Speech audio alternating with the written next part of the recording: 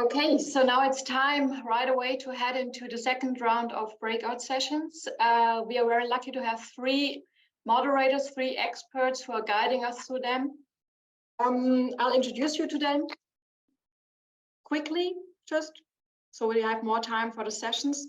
So group one is about trends in urban regeneration, and it will be facilitated by Roland Murauer from CIMA in Austria. Roland is managing partner at CIMA, and he has profound knowledge in town center management, marketing, retail and property development, and spatial planning.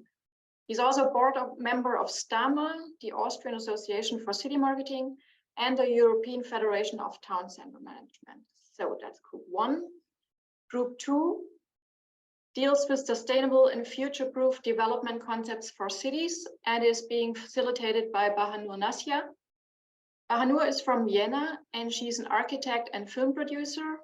And among other projects, she's involved in international research projects at Utopian, an organization providing support for inclusive urban processes. And she's head of organizations at Wonderland, a platform for European architecture.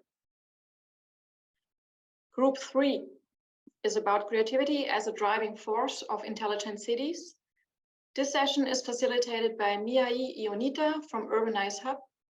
He's responsible for European partnership development and the management of projects related to urban mobility, green cities, and communal engagement.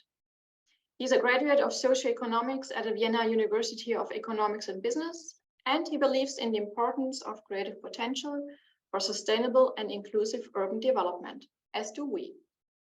So, okay, same deal as before. In a second, you will see the list of participants and a list of groups, and just assign yourself to the one session you've registered for or the one you're interested in right now, okay? And I'll see you back at 12:45. And I'm glad that he joined us today at the conference. He's really an expert in urban regeneration and works over 30 years in urban development, city development, is advisor to municipalities, to local authorities, national authorities, regional authorities. And he's not working only in Austria, but in many countries around Austria or in wider Europe. He has been also advisor to municipalities in Slovenia, has implemented projects here. And I'm glad to say also that he's an expert, I'll say, on small and medium-sized towns. So he really knows a lot, and I'm glad that he is with us today. And today he will talk about the trends and challenges in urban regeneration with the focus on small and medium-sized towns, and what kind of approaches or instruments we can use to shape a better future for our cities, to make them more livable and support the economic and social development. Okay, then I would like to ask everybody to mute the microphones if you haven't done yet, and you're welcome to put any questions in the chat. Otherwise, Roland's presentation will last about 30 minutes, and then we have another 15 minutes for questions and answers with Roland. So thank you very much, Roland, for being here, and the floor is yours, please. Okay, thank you, Grit. Yeah, warm welcome, ladies and gentlemen, from my point of view and from my side to this session. First of all, little apologize. I was 14 days ago at a business trip in Scotland, and I got a terrible cold, not COVID, a classical cold, and so you maybe hear my deep voice and mixed with my English, my Austrian colored English. So, but I think we will manage it. Unfortunately, I have the thankless task of talking about a very complex topic within only 30 minutes. Then we have 20 minutes for discussion. And the topic, you can see it on the first slide, is urban regeneration and especially most relevant trends and also instruments for economic development of inner city areas. My presentation is divided into three parts. After a really short presentation, because you have heard all my doings since the last 30 years from GRID. After a short presentation of my person and my company, I will present to you the factors of influence for a good development of urban areas. Then the part 3 is the main part, and I show you 12 most important trends in urban development. And these urban trends are especially broken down to small and medium-sized cities. So, okay, let's start the short introduction. My person, you heard my name, you heard my position. I'm one of the 5 managing directors of ZIMA. ZIMA is a German-Austrian consulting company founded 1988 in Munich, since 1993 in Austria. I am the managing director responsible for Austria. And we have 9 offices spread away in whole Germany, from smaller cities like Forchheim to the capital city Berlin. And as I already mentioned, we had the headquarters in Germany in Munich. Has also an office in Stuttgart or in Cologne or in other bigger cities. And in Austria, we are not in Vienna, we are not in Linz or in Salzburg or in Innsbruck. We're in a rather small market town situated in Redesign in Upper Austria. And in the whole company, we have more than 100 employees with a very broad range of experience. And Grit mentioned it already. We have not only projects in the German-speaking countries like Austria, Germany, and Switzerland. We have also, especially the Austrians in the south and the southeast part of Europe, like in the north part of Italy, we are very active, or in Slovenia. Sometimes we work in the Czech Republic or in Hungary or in Slovenia and Slovakia. 70% of our clients are public, goes down from national government units to local authorities, and 30% are private clients, especially property management companies or national or international chain store companies in the field of retail trade. And our main consulting sectors are retail and property concept studies, investor relationships, urban spatial development, very, very intensive town center marketing concepts, and the build up, set up of town center management units, and sometimes tourism studies. And our latest baby is the city digitalization programs for local authorities. Good. Now I start the technical lecture. First of all, I want to draw your attention for influence factors of urban development. And maybe you have already heard the expression, the European city center. We define this term as a city of multifunctional attractiveness. That means that a European city should cover commerce and trade, also mobility and transportation systems, should be a place of good living for different target groups, citizen groups, from families to single households, for older, younger people, should be a place for relaxation. The theme of leisure is a very striking topic.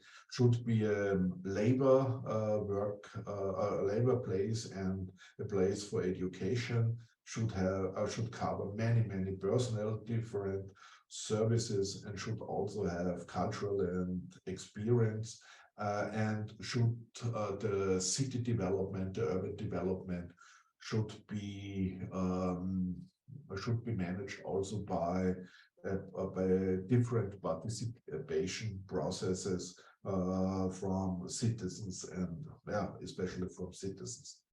And this European City Center, the European City Center approach is very closely related to a very new city approach. That means the 15 minutes urban development approach. Based on the discussions on climate change, the 15-minute city approach postulates that all necessary daily urban functions should be accessible to citizens within a 15 minutes walking or cycling distance. And the striking word is the city of short distance. And this 15 minutes approach is a complete break with, maybe you heard about it, the Charter of Athens. The Charter of Athens was developed by many different European urban planners in the 1930s, 1940 years, especially dominated by the most famous urban planner, Monsieur Le Corbusier, the Swiss French architect, a famous architect, and the Charter of Athens philosophy propagated for decades, especially after Second World War, the functional division of the city into different zones. And this 15 minutes city approach is the completely opposite of this Charter of Athens. All the utilizations should come back in the city. And next slide, the factors of influencing urban development. From my point of view, there are 8 factors that influence in a more and in a heavy way the urban development. In each city, there are the big field of consumption behaviors, but there's no one consumption behavior that lasts for the next 20 years. The consumption behaviors change from my technical view, between 5 to 7 years. We have different consumption behaviors. We have to handle it with it. Then we have the sector, the influence factor, the retail trade, and especially the evolution of gastronomy. Then we have social structures and social needs that influence urban development. Then we have this big theme complex of property, infrastructural, mobility, transportation, and housing frames. Then we have culture and leisure behaviors very close to the consumption behaviors. Then we have, since a couple of years, the topic of digitalization, smart city. I will come later to this topic in intensive consideration. And then we have the political framework conditions, not even the local political framework conditions, also the regional, the statewide, or the national, and the European, or sometimes also the international framework conditions. They have big influence for the urban development. And since a couple of years, unfortunately, because of the hard climate change, we have many topics coming from the climate changes and environmental discussions, who are also influencing urban development in a very heavy way. So now I come to this main topic of my presentation. That's, as I already mentioned before, I show you trends that are mostly relevant for smaller and medium-sized cities in Europe, not trends for huge agglomeration areas like in African, Asian, or American mega cities. because this mega cities in these continents are quite different to our European city culture. We concentrate on European urban trends. Here you can see the trend 1, focus on inner city affine target and visitor groups. After years of hopeless struggles of the city center economy against large shopping centers or the big retail parks, especially situated in the outskirts of many cities, and the struggle was fight out for the mass consumer purchasing power. Many town center marketing managers and even many city retailers have now realized that this battle cannot be won. There's now really a paradigmatic change, a new thinking that we should battle with our shopping centers. We should, from the city center entrepreneurs or the town center management unit, should concentrate, should be focused to inner city affine groups of consumers. And these inner city affine consumer groups have one common behavior. They want safe, easy, accessible urban shopping destinations with a clear cultural profile. And there are two main target groups. I go now a little bit in the technical marketing slang. It's the LOHAs and TINKs and the silver market. That are two important city affine target groups. And what does it mean, LOHAs and TINKs? The direct translation of LOHAs and TINKs means LOHAs means a lifestyle of health and sustainability, and TINKs means double income, no kids. There's two target groups with persons with higher incomes. The children are already out of the house, and these two groups, these consumer groups, they want value sustainable shopping. They want to be, you can call it, they want to be a little bit green by their shopping activities. And they also want in the city centers a good gastronomy, and they want also have that this city center has a quite good cultural image and a very high quality of stay. And the second group is also very interesting for inner city centers, are the silver markets. The silver markets are persons who are already already in pension. They are still trend oriented, and they don't want to be old fashioned because they want to be also trendy. And so these two groups are very, very interesting, as I already mentioned, for the city centers. And these two groups don't want to go to big, unique, uniform shopping centers or retail parks. And in practice, there are some good examples for target group activities of town centers or city centers.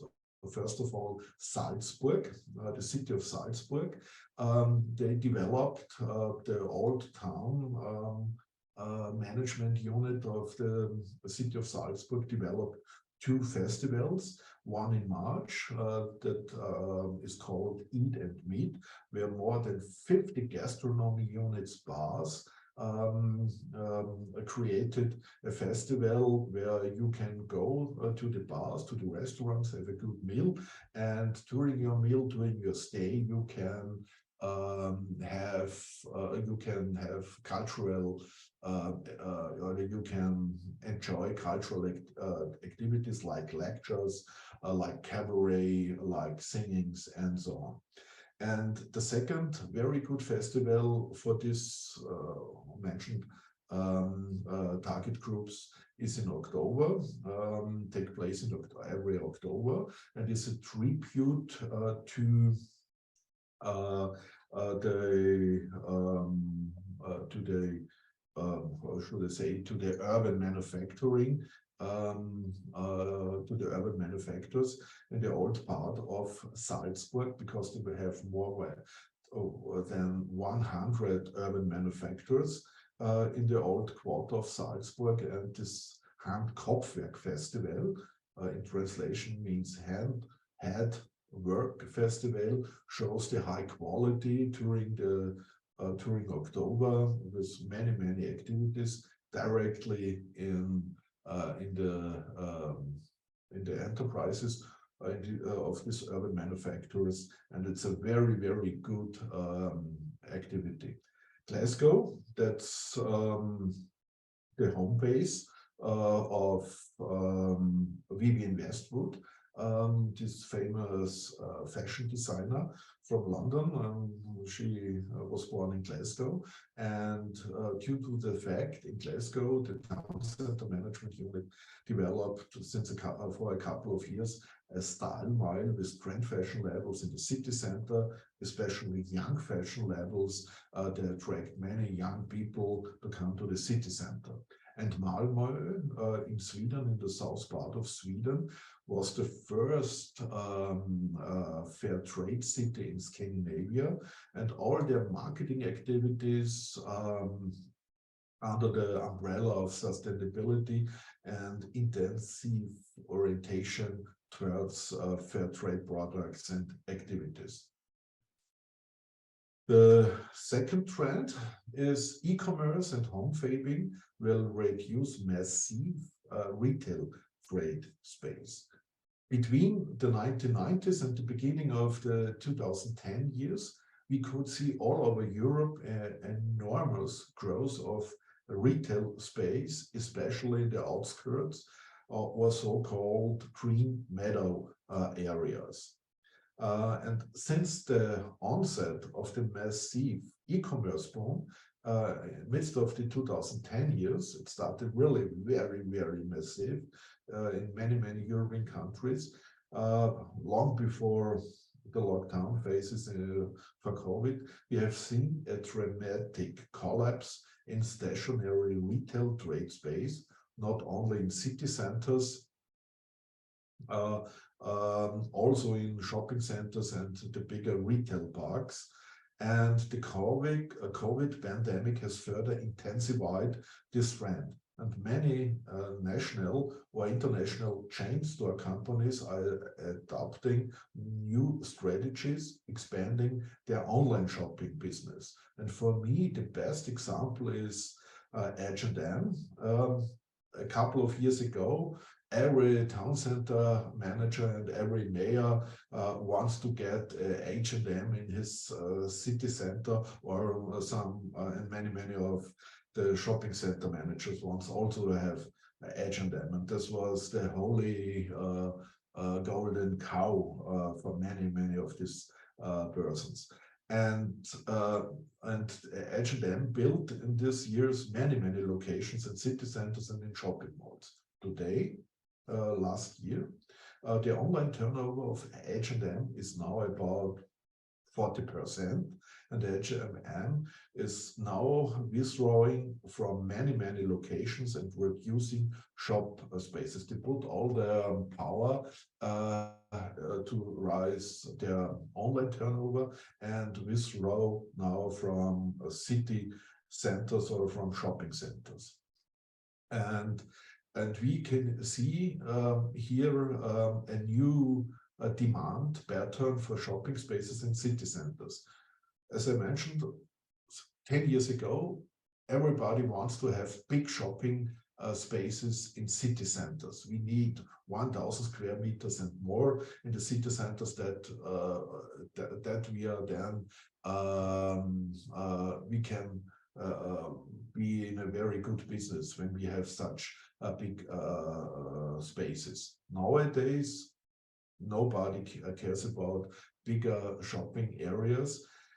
There's now a demand for smaller spaces, under 200 square meters. And the big squares, I could see it, as I mentioned, 2 weeks ago in Edinburgh, in the Princess Street, the main shopping area in Edinburgh. There are, I think, 10 big retail spaces free above 1,500 square meters. They are now really the leftovers.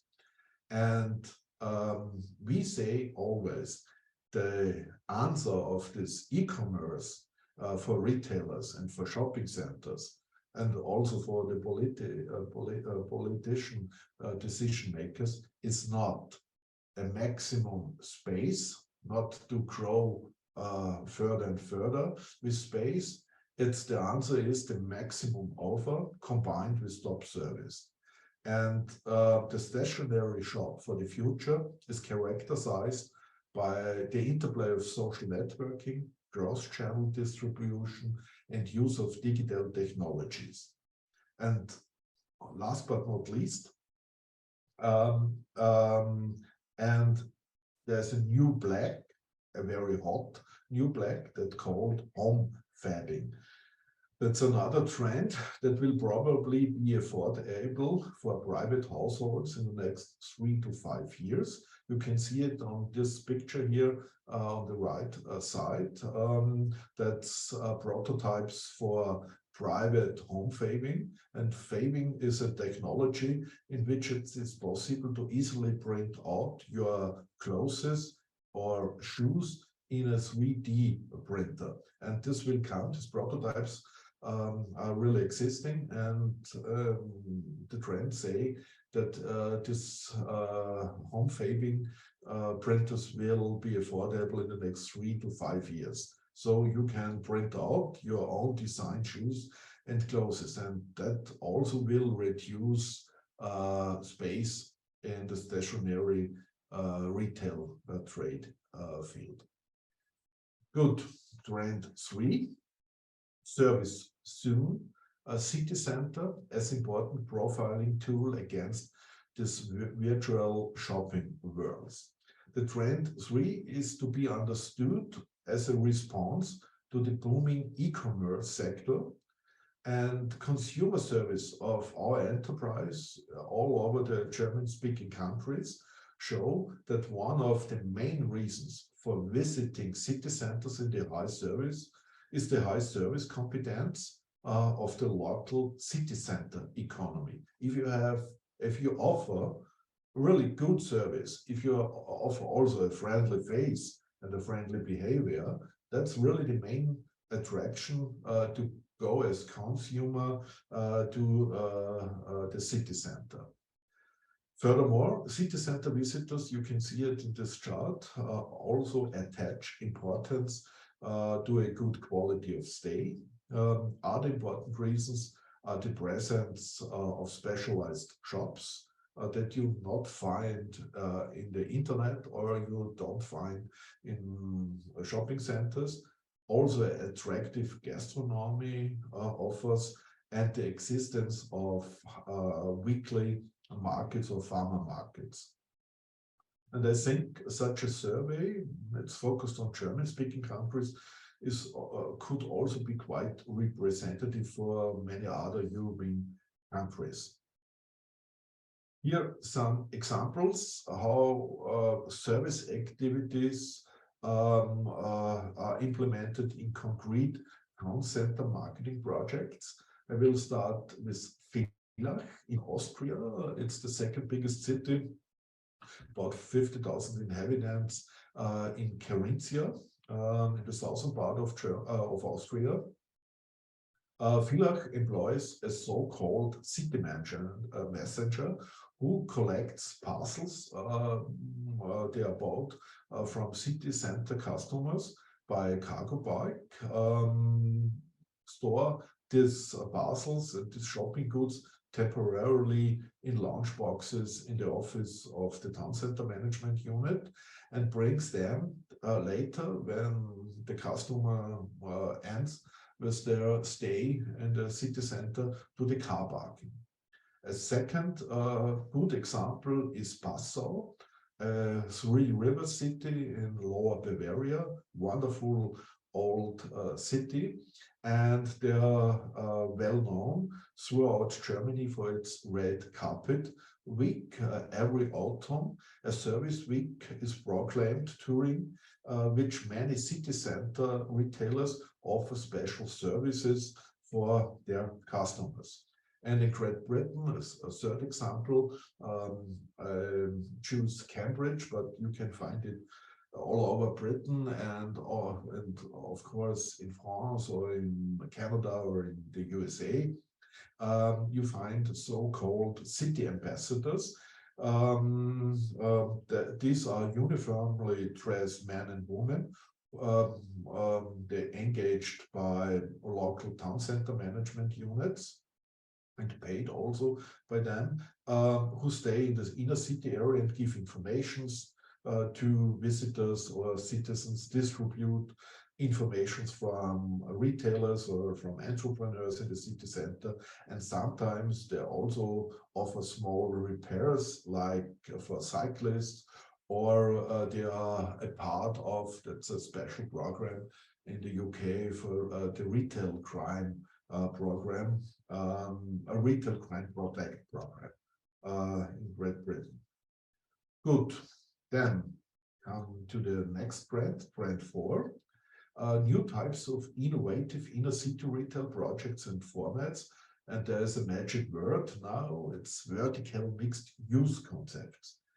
The stationary retail sector is undergoing a heavy upheaval, which large department stores and chain store companies are withdrawing from city centers or radically reducing their shopping spaces.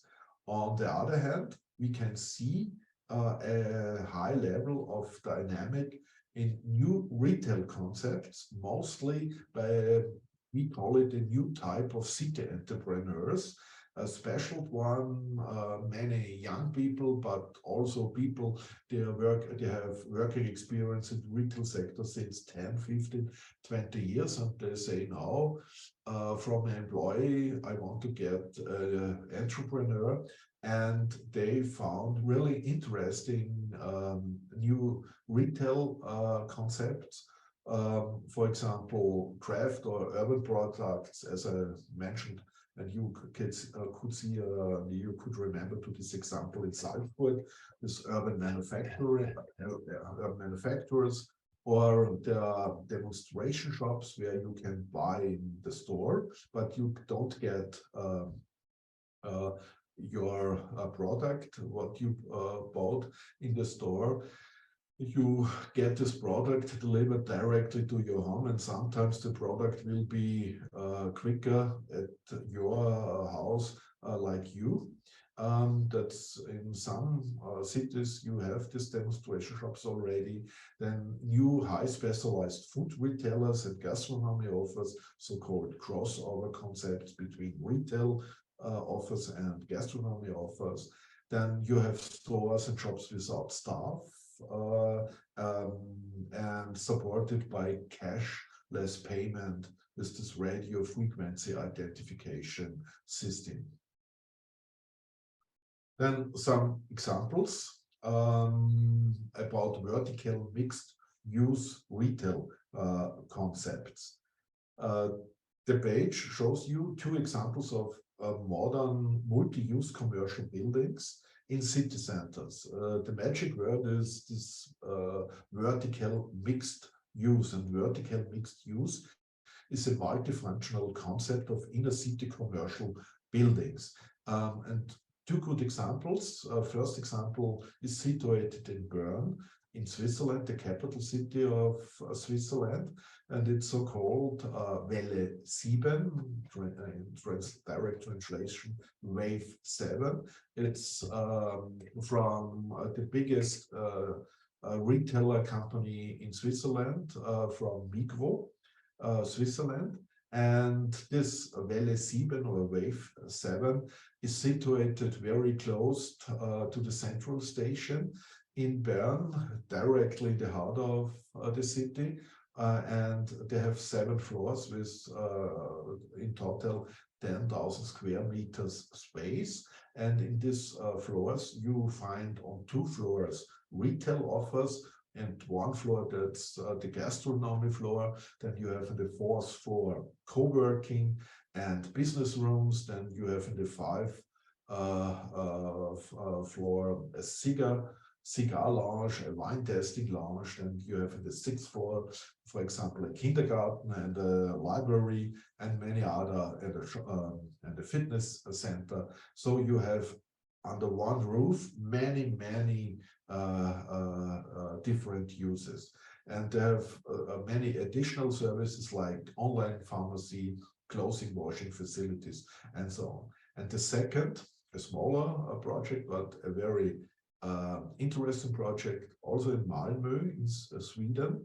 It's a micro department store concept called Behind Us. That's a private investment with retail gastronomy, meeting rooms, a boutique fitness studio, and co-working places, all together in 1,000 square meters, directly in the heart of the city center. And one of the core offers is a brand showroom.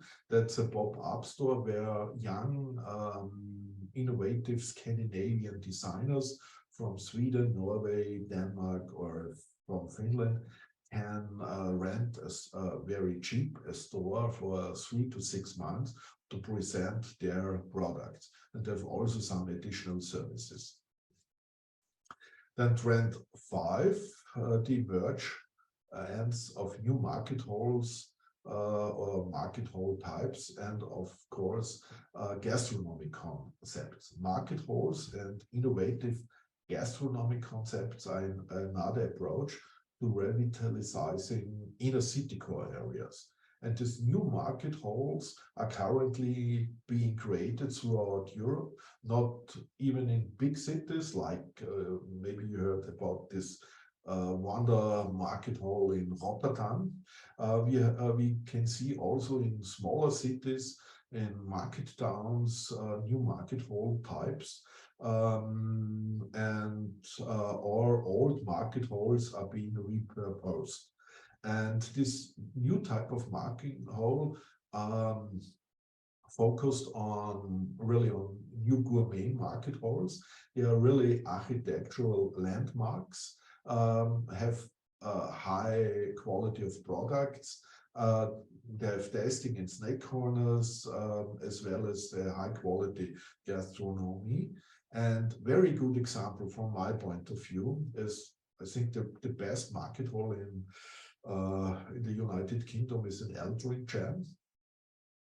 It's a 50,000 inhabited city in the catchment area of Manchester. They repurposed this old market hall to a really good gastronomy food hall. Then we have a very old market hall in Basel, Switzerland, 1935 established. A very interesting one, also very interesting architecture. Then we have in Colmar, in the region of Alsace in France, the Halle du Commerce Couvert. That's the technical impression in French. It's a very interesting market hall. Then one of my most favorite market halls are situated in Copenhagen, in Denmark, Torfnehallen, in the heart of the city center. Two market halls. The second picture, this is Copenhagen. And then we have a market hall, a good one in Modena, in midst of Italy, the market hall Albinelli. And also a very good, very old one, I think was situated before World War I, 1913, in Stuttgart, in Germany, this old market hall, but it's an old building, but a very fresh, young, dynamic retail concept. Then 2 other examples about gastronomic quarters in city centers. The lockdown phases during the COVID pandemic have shown how important gastronomy is for the vibrancy in city centers. But even before the onset of the pandemic, gastronomic clusters had already emerged in many cities and also in shopping centers. Before, for example, urban shopping centers has a rate of gastronomy in the year 2005 about between 4 to 6%. Nowadays, the shopping centers have a gastronomy rate about 25 to 30% because the weakness of retail trade, they are substituted through gastronomy offers. And good examples for gastronomy quarters are, for example, in Denmark in Aarhus, or this famous Temple Bar district in Dublin. Also, from my point of view, Freiburg in Germany, a student city, old city, but a livable city. And my favorite is Ljubljana, this gastronomy mile along the river Ljubljanica in Ljubljana. It's really a fantastic gastronomy mile, which attracts many people, especially young people, and makes Ljubljana to a very young city and a small city, 5,000 inhabitants, in not very far away from my home base. It's in Scherding in Upper Austria. They decided we don't want to battle with my hometown. It's a very good shopping city, and with Basel, that's the next city. We decide to go into gastronomy offers. And so they had developed this way since the last 20 years. And now you can see the success. Scherding is really well known all over Upper Austria and also in Lower Bavaria, because it's close to the Bavarian border, as a very good example for attractive gastronomy. Trend 6, alternative property projects in craft, office, cultural, tourism, health, accommodation sectors led to new economic increase of city centers.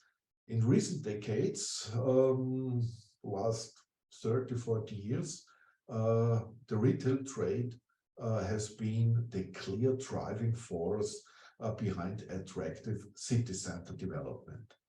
Due to this e-commerce boom, the importance of retail for city centers is gradually declining.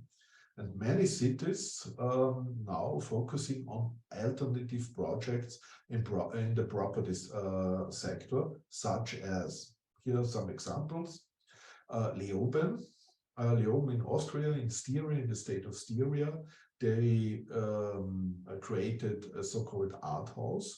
And the art house is directly in the heart of the city center at the main street. And they yearly have big ethno exhibitions where they bring 130,000 visitors directly through these exhibitions in the city center. A second good example is in Switzerland, in Sembach, about 5,000 inhabitants, a small market town, but with a very innovative, they say we have the most innovative new town hall museum with interactive exposition of the city history all over Switzerland. They have about 80,000 visitors per year. Then we have a third example in the region of Tuscany in Italy, Colle Val di Elsa. It's between San Gimignano and Siena. And that was the center of crystal handicraft, and for a couple of 100 years, and they created between the upper and lower town a crystal handicraft, a street or mile. And in Murnau in Germany, in Bavaria, 12,000 inhabitants, they had an old empty hospital in the heart of the city center, and that caused many problems for the community, for the city administration, because they have to invest more than 100,000 euros per year in this empty space. And with the help of the Bavarian government and special urban development programs, they created the revitalization of this old hospital as a quarter of creative crafts. And this was a really successful story, because more than 40 entrepreneurs are now situated in this old hospital. And Bad Geusen in Austria, about 80,000 inhabitants, in Upper Austria, in a very beautiful landscape, they found a center for craft, for world cultural heritage handicraft. Also very interesting project. Then sorry to interrupt. Sorry, only 5 minutes left of the whole. Yeah, good. Okay, I hurry up. New forms of Thank you. accommodation models. Many new accommodation models, lifestyle hostels, service apartments, and a concept from the 1970s now becoming in many European cities very popular. Italian concept albergo diffuso, where private house owners invest in empty apartments, and a central management unit take over the entire service, the entire cleaning, the entire marketing to get people. They are living for some weeks or some days in these apartments. These apartments are special, mainly in the city center. Trend 7, co-working. I think you have heard many things about co-working in the last sessions. For me, very important. Co-working comes to the city center, and we could see important frame conditions for co-workers and especially creative industrial workers. Positive city image is very important, a unique flair of co-working space, and a good and wide variety of gastronomy in the neighborhood. Then we have the trend 8, city centers as modern cross-general social and residential locations. We have here Dutch city centers. They created so-called assisted living zones in city centers. That means you have here in these living zones barrier-free housing and living environment, 24 hours assistance within 200 square meters for old or sick people, and a special training for younger neighborhoods, residents for elderly care. Ravensburg make the same thing, Ballet City in Germany, and the English city centers, there's emergence of so-called community hubs where the local authorities provides empty commercial buildings for the public free of charge, where you can create, for example, dancing courses with your friends and many other things to come together, people's houses. Then trend 9, city mobility and the intelligent and sustainable and service-oriented city mobility. We had in former years big discussions and very controversial discussions about urban development issues. And since the intensified climate debate, discussions have focused on the public transport sector, but also green logistic concepts. One good example of a city logistic concept is Ghent in Belgium, not in the Netherlands. That's not right. In Ghent in Belgium, old city, famous city, they developed a really good green logistic concept and reduce the city logistic traffic to a minimum. Then we have trend 10, smart city design and convenience orientated, furnishing as new approaches in the field of street furniture. And the main goal is to keep the stay for visitor groups as pleasant, as simple as possible. Two good examples: Geneva in Switzerland or in Graz in Austria. It's very good examples for city furniture. Or in Gdansk in Poland, you can find a really wonderful public toilet, very clean, very attractive, good design. Then trend 11, digitalization progress leads to comprehensive smart cities. And I think I'm now very honest.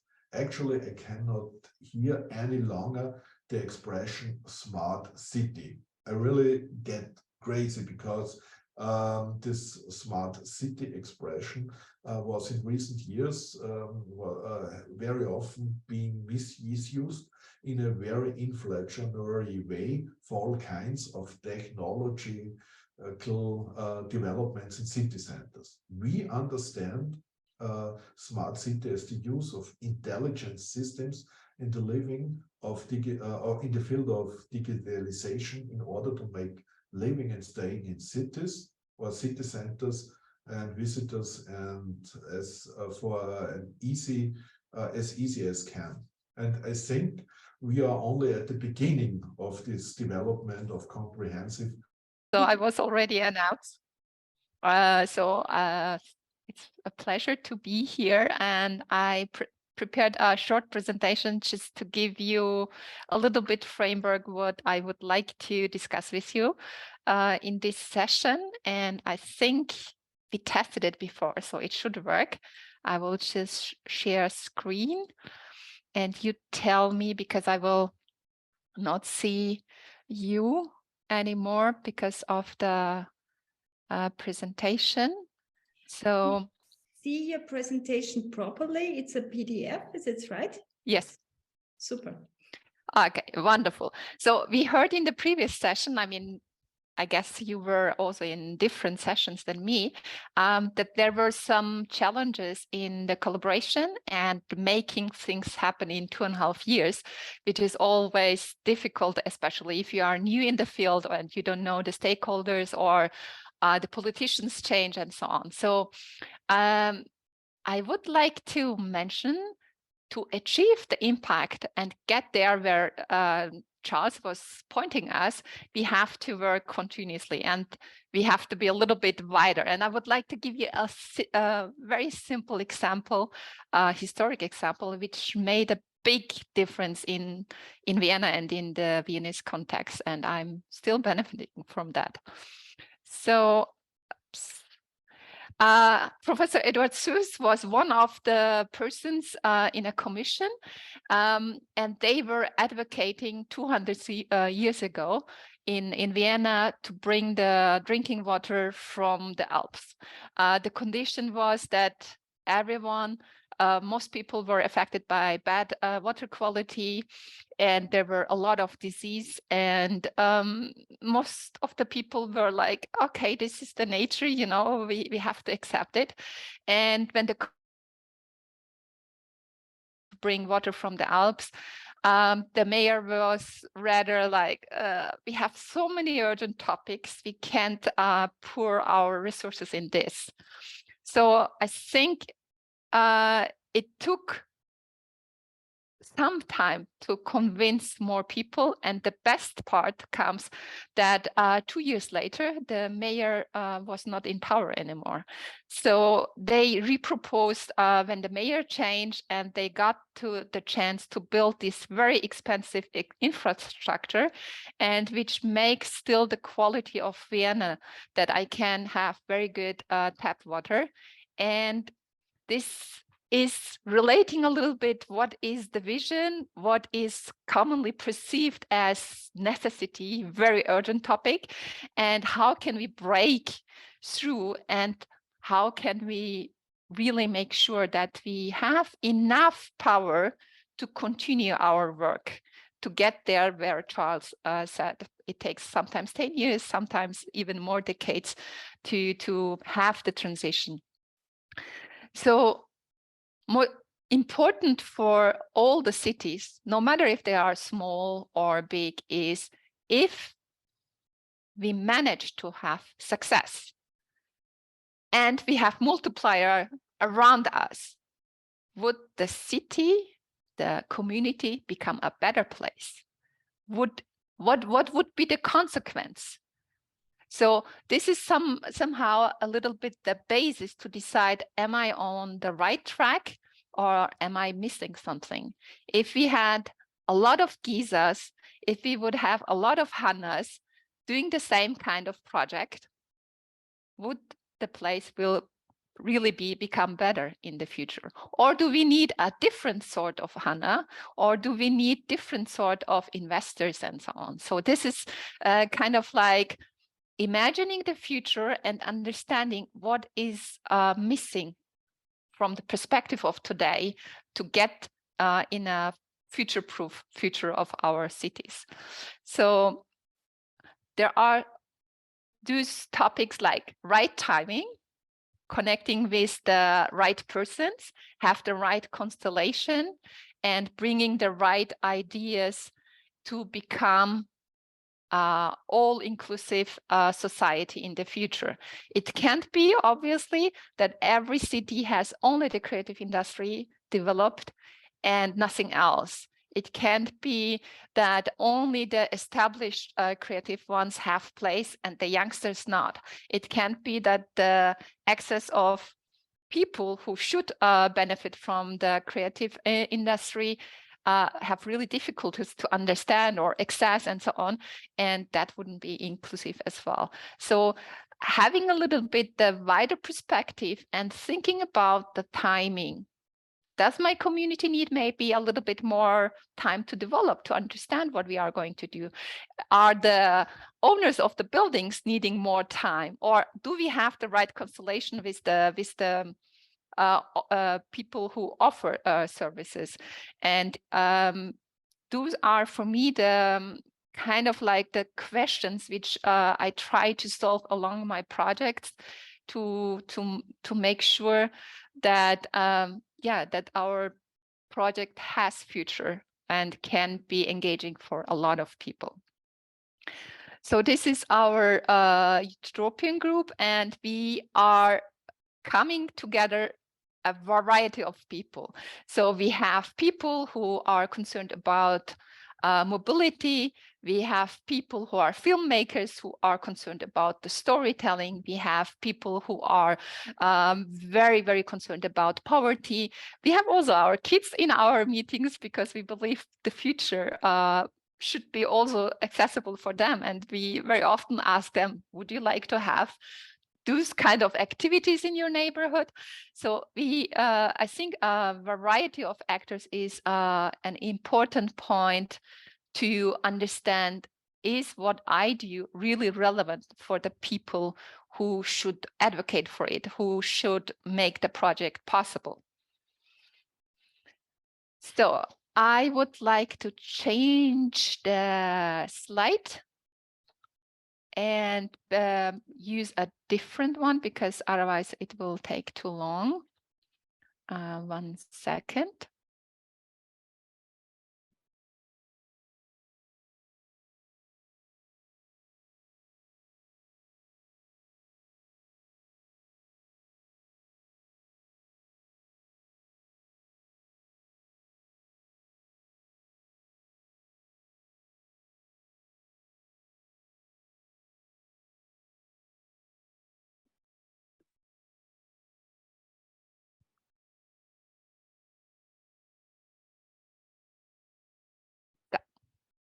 I had to change. I hope you can see still, Gisa? Yeah, all good? Perfect. Full screen.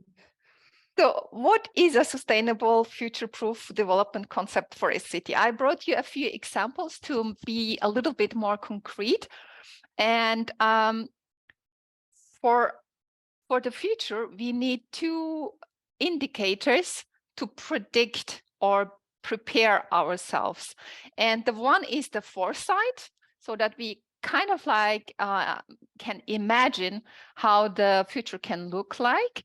And we have been hearing in the previous session that a lot of cities, especially smaller towns, have the problem that there is not much going on. There are not much offers. There are sometimes also vacancies.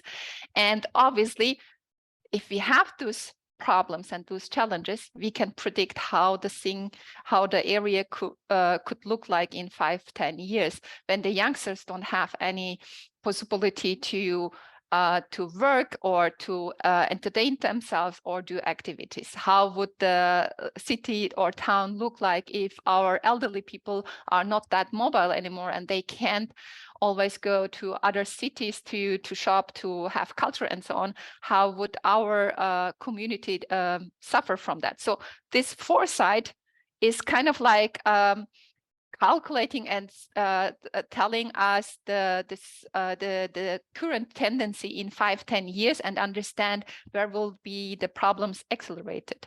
And the preparedness is to create kind of like capacities to counteract and to activate on acupuncture base, and for that we have to invest much earlier. As we heard in all the sessions, it doesn't happen in 1 year, it doesn't happen in 2 years, but to have the cultural or creative industry to be really active in your society, you probably have to have to invest in creative industry. If you have already universities and people educated and performing and having trainings in this region, that might be already the investment what you did in the previous years.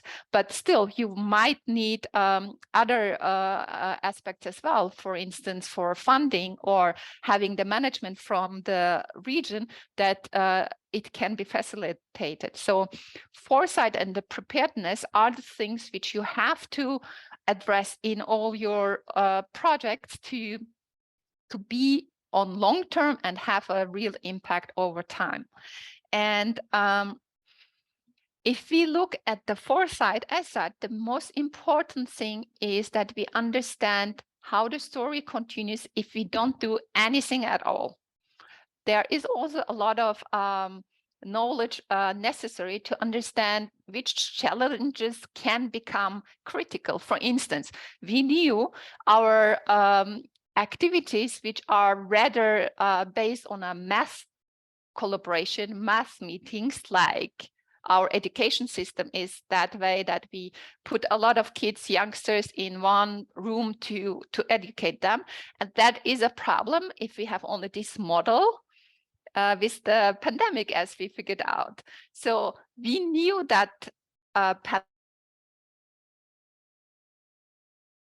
done in mass. So we should have the preparedness then to say, okay, if mass meetings do not work, how can I still educate the kids and the youngsters? So this is the collaboration or the flexibility which we need to have in our minds. And we also have to imagine what kind of resources would be needed to perform this flexibility and just change our actions and activities in case it's needed. So in the Blue Danube region, we have currently a project which deals, like you do, with vacancies. And what we try to do is support the municipalities that they can give a framework to all the people who are in need for affordable places to act, to sell, to work, to be, to encounter, and so on. So in a way, it's not directed per action, not directed for one industry, because all the cities are so different and their challenges are so different. So we try to create this framework and this toolbox that no matter what the activity, what kind of activity the community needs, the municipality and people working for the municipality should be prepared to facilitate. This might be this year, like in your case, a telephone booth. That might be in 3 years, something else when we have climate change mitigation actions needed. So having a little bit a toolbox to react and to choose activities and be flexible. This is something which most municipalities do not learn in any of the schools and so on. So this is something which we try to find common ground and make sure that the cities can learn from each other. So what we also do is support directly municipalities who do experiment with future-proof concepts. Maybe you know the funding scheme UAA, Urban Innovative Actions. We had the chance to look at all 86 experimental projects to understand how impactful they are, how they are using different approaches and different disciplines in an innovative way. And we developed a catalog to understand what the collaboration looks like, how they advance in the project, how did they deal with the challenges or problems, how flexible were they, and how did they bring different departments of their municipality together. And we have to say, all those who look a little bit outside of their silo had performed much better, because most of them were hit by all the challenges we had in the last years. May it be financial crisis, may it be health crisis, also the war and the energy crisis. So the crisis is not is just brings a reframing moment for the cities, and how you deal with that, how you find new solutions, how flexible and fast you are in response is the key to future-proof places, in our opinion. We also look into on the ground what kind of actors are who make a special contribution to our community.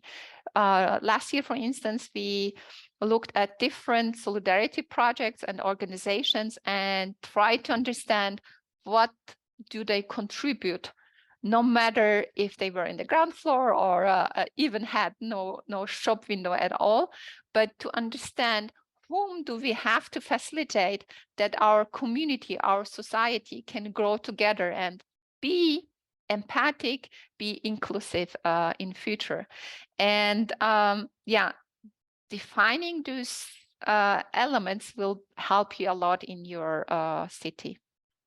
So when we talk about the readiness, so I mentioned it's very important to create capacities and give the single people in the municipality, in the project, in the organizations, a little bit power to react on the situation, so that we don't have only the performers like we have defined our tasks since 100 years, but be a little bit connected to the time and the challenges and the needs of the people, so that we have this qualitative collaboration, that we have a clear scheme of solidarity, that we have certain values which we share and we try to support and work towards those values, and that we give a little bit room for experimentation and are not too rigid with our system and also our work. So one case which we are found in Sweden, for instance, is that the local housing organization had to bring had the challenge to bring the elderly citizens in elderly home, and they had also the task to find home for refugees at the same time. And through experimentation over years, the person in charge found that the elderly people are suffering from loneliness, and the refugees and some younger people are suffering as well from loneliness and also problems to have the intergenerational exchange. So it comes to one person in a whole organization who combines those dots, and then from the system, from the network, from the community, from the organization and the municipality, gets the room to experiment with a project like Salbo, brings those three elements, users together, and creates a new home where different generation, different people with various backgrounds come together and live in exchange and create an extra value for the society through integration. Another example is when we talk about transformation, regeneration, we always have this issue, where do we perform that and what was before there? So for instance, in the Vienna case, we have certain districts which were workers' districts, and now they are becoming either cultural, creative, or housing. On the one way, we want new places and more places which are really attractive. But what happens to the users before? Where does the work go, and how can we create affordable working spaces, which was also addressed in your cities? The expectations of per square meter or also shop floor are very high. And that is not really affordable for a lot of people who want to experiment, who want to work, who need a lot of space to perform things. So we have to keep a little bit in mind, we are transforming, but what happens for the participants of this city area who were already there or who should be there? Like, we can't just ban again the production rooms out of the cities and have only service in our cities. Another example is we also have the issue if places become very attractive, like here in the case of Lisbon. I mean, these cases are everywhere, but I brought you an example from Lisbon, which is really struggling with touristification. It's cool to have culture and creative industries, which attracts a lot of people. But what happens again to the people who were before there? And how can we ensure that they can still stay and be a part of this change? Largo Residencias was before Bordel. And after transforming the building to a hostel, they kept the people working before in that building in their structure, in their company. And what they also tried to do is to keep the services like the cafe and the restaurant open, that people who were in need would have free food, free meals. They made a lot of activities on the open space to engage, to sensibilize people about gentrification and so on. So this can be also a function and a role which you can take in your cities, because this is not only about the future, but also connecting with the past and making sure that those who are excluded from your society or could be excluded if your project would be leading to touristification, that you make sure that they still have a place, that they still can contribute, and that the real identity of the place is not lost, that the real people of the place are not lost in the path of regeneration. Another example is this market where a lot of people were involved through mapping, and they tried to bring the skills of the people who were not working before, were mostly housewives because they couldn't find any relevant jobs. They brought their skills of cooking differently, like coming from different nations and so on, into this catering service at the market, and have a new service which accelerates the skills of the people.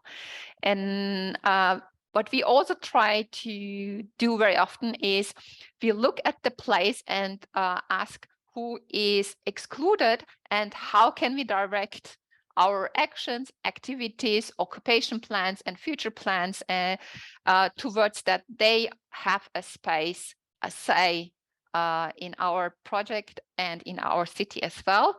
And therefore, we are working also with youngsters to sensibilize them, not only with the professional ones, but also like youngsters from 14 to 30.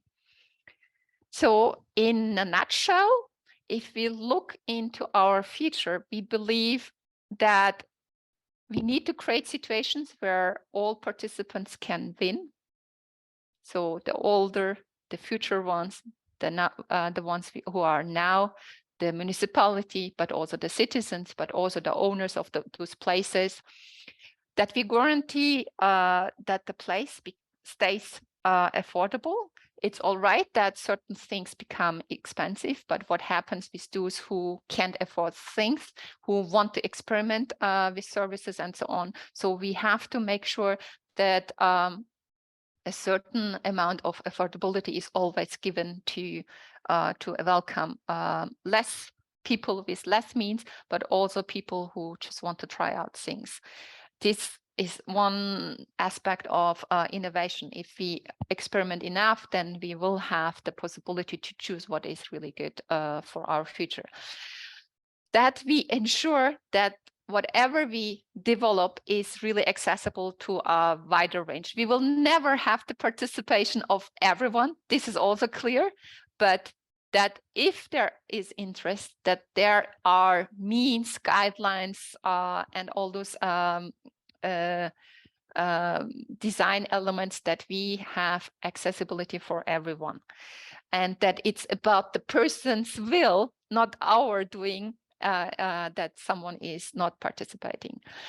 Then it's very important for us to really keep an eye that no matter what our future plan is, that the civil society has a very important role, that we include this aspect, and that we, whatever we do, develop with our project also a solution to a common problem, a common challenge, and that we increase the possibilities, that it's never about now we are in this track and it has to be like this and nothing else is possible, but that we, with the flexibility, can create more possibilities for people to participate, to activate, and so on. And there are a few things which we should definitely keep in mind to reduce with our plans, and that would be speculation, insecurities, and monopolies. So I think I don't need to explain what those mean for our society and for our future. But yeah, we can also discuss, if you like, in the next part. So this is the framework, how I try to see the projects I work on, and I would like to discuss with you from the perspective of today. And if you look into the future, I mean, the one project cinema is finishing now, but how would you like to continue and hear from you what is important for you? And yeah, how you see the future and what you think should be an important part of the future development of your project. If there are any contributions to that, then I would just ask you to put on your mic and enlighten us and share with us your vision on the future. Okay, as we agreed that I do the icebreaker to encourage this discussion, I really like to thank you to bring the discussion on gentrification and touristification on the table, because yeah, thinking of dead inner cities, we very much engaged in bringing the people into the cities, and I'm not doing in a fair, justice, and in a way that people don't lose their identity and go back that they to the homes and not enjoying the city as a place to be and to enjoy. So I think is there any golden recipe to find a good way to make the city more vibrant on the one hand, but not to lose the identity. Are you asking me or all participants? I'm asking you and all of them. Okay. So I just wanted to encourage discussions, because now we are on the way to bring the first citizens into the city and the first jobs, but is there any golden recipe not to make too many and not to lose their identity?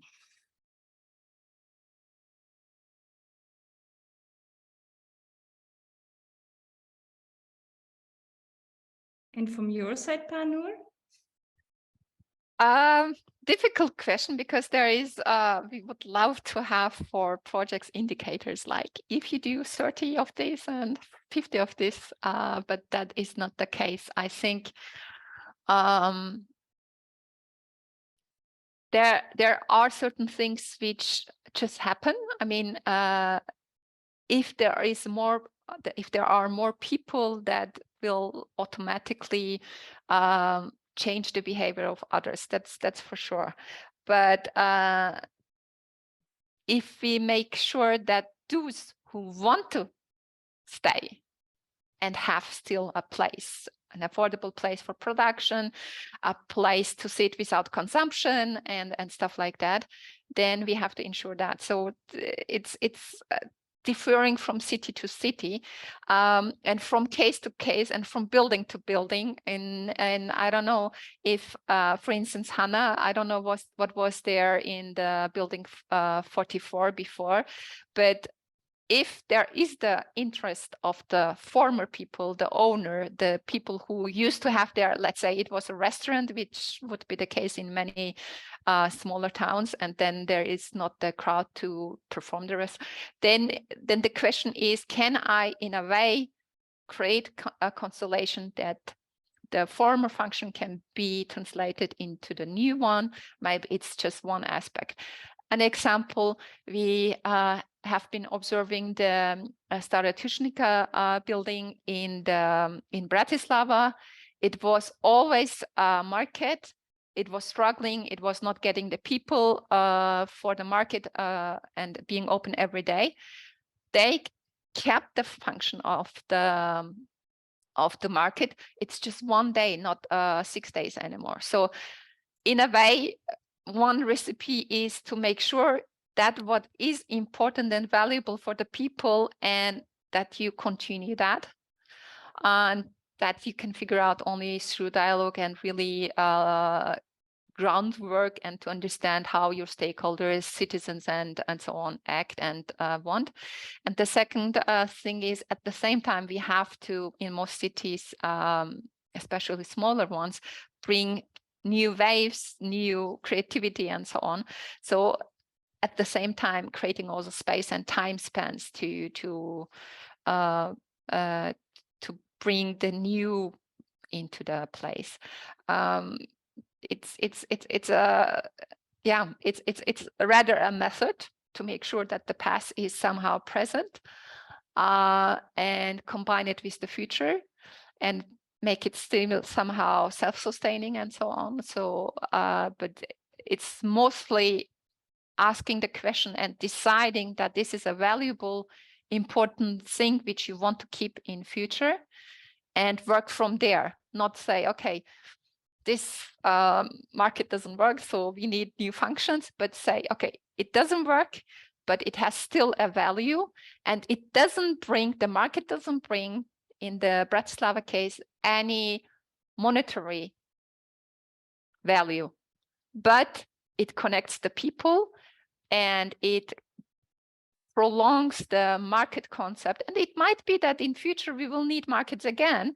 So yeah, and then what they also do is they are looking into innovative practices in and biological organic forms of food production. So they bring also the future into this old concept of market. So it's a very small example now, yeah, but it's more the approach, and that you as project leader have to select which things do you want to, and whom do you want to keep in the future, in this place, and then work around that. You ensure that this is a given fundament for your project.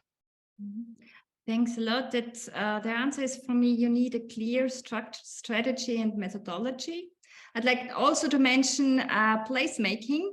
You're part of these initiatives, and from my perspective, it helped us very much. Also, these tools and methods in our cinema project, we looked through in the research phase of the project, which tools might be applicable also to our smaller and medium-sized cities. How can we adapt it to our needs and approaches? And they're also gathered in the core tools. So thanks a lot for sharing. I think sharing experiences is one important issue. I'd like also to ask you, Victoria and Herrenberg, what is your experience, your bulletproofness for the future in how to make sustainable city development? Yeah, you're placing very difficult questions today. I was also thinking about this golden recipe. What could that be? I mean, we also shared already a lot of recommendations what we need to pay attention on. And I think it's not enough to mention all the time a close interaction with very different presenters from politics, society, economy, people coming together, share their experience. I also have the feeling, also through a conference like this, that there are already so many urban revitalization projects, so many things that are happening, but it's not that transparent. You can't have like a platform where you see all the results, because I think we have already a lot of ideas to create a golden recipe, but we need to connect in a way and work out what were our experience, the other ones. I mean, for us, we had the specific topic of creating a floor space concept, and we developed this nice career toolbox, which still need to be further elaborated in the future through other projects, because we also didn't manage to test those tools many times. But anyway, I think to reach a golden recipe, we would need to connect with different projects, let's say on EU level, to figure out what are our results, yeah, how to make such projects just more successful. Because I think there's already a lot of like hints everywhere hidden. It just needs to be summarized in a nice way. But how to do that, I'm not too sure about that. Yeah.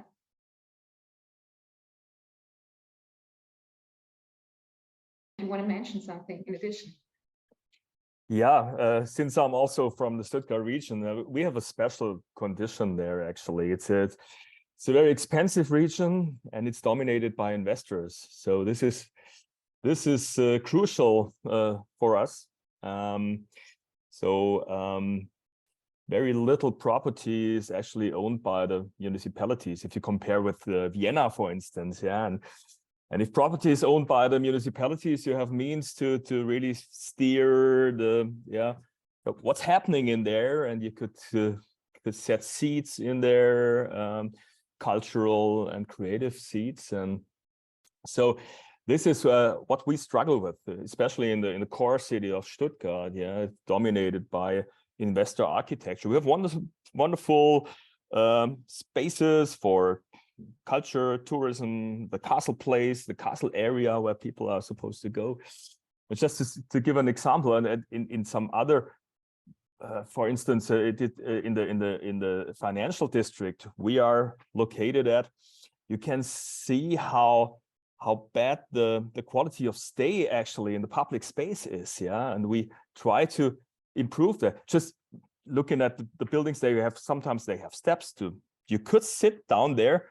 But the owners, they put fittings there in order to prevent that people sit down there, because they don't want the waste and so on. So just to mention a very this is something, yeah, we try to change, yeah, to convince the owners that it's important for the vividness of the quarter, and in the end also for them, and not thinking about the waste the people make and the loudness and so on. Yeah, so just a glimpse what we are struggling with. I mean, we got a big event or a festival going on for 10 years. Actually, this is a specific German format, the International Building Exhibition. You also in Vienna, in Austria, is one of the first outside Germany, and also in the Netherlands running. But it's actually a typical German format where you try to develop over 10 years projects, new quarters, build architecture, creative labs and creative spaces. And after 10 years, you have a presentation year. So we have half-time now, 5 years. And so if you're interested in that process, there's a website. I could post it in the chat. Share it in the chat. It will be interesting. Sharing, I think this sharing moment is very important for us to get inspired. I put it in there, and just this is an example how we try. It's kind of a nutcracker project, really to bring the opportunities into policy, in the mind of policymakers, investors, owners, the companies, and so on. Okay, so so far from my side. Thanks a lot for sharing. Bianca, it's just for the time. No. Yeah, no, I also, we have 10 more minutes now, but I also wanted to share something. I think if we have a gold recipe to say, we should include their initiative and collaboration. As an example, from West Region Romania in Timișoara, the initiative came from the municipality when they decided to rehabilitate the old city center, you know, the streets, to make it pedestrian, and the parks around and everything else. And even though the old historical building in the old city town are mainly they are not public, are private owners. And then after the city center was rehabilitated, they started also to rehabilitate their buildings. So they saw the opportunity, and now all the old town is revived, you know, and then started the shops to go there, and the restaurants and the pubs. So it was like a synergies. The municipality initiated something, and then all the rest, even though they saw the opportunity, and somehow one by one, every building is now rehabilitated because they are historical building and they are the same, but new somehow. And this is the result. I think it's a great example for us. I saw it with my eyes. I couldn't believe it, that it's really happening, but that's why I said initiative and collaboration. Thank you. Thanks a lot also for your comment and input. I think we get out with a basket of inspiration and approaches we can go forward for the regeneration process. Okay, they shared a lot of good practices. Thanks a lot. In the chat, please link it, because I don't know if we can also have all the links and comments or in the chat gathered in the documentation. So it's a question to you, Bianca. Can we get it for the documentation? Sorry? We have now links and good practices in the chat. Can we get it also in the documentation for after the conference, that we have all gathered and shared? I think yes. Yes. I think we'll have it. Yeah. Any other good practices and contributions to the keynote of Banu?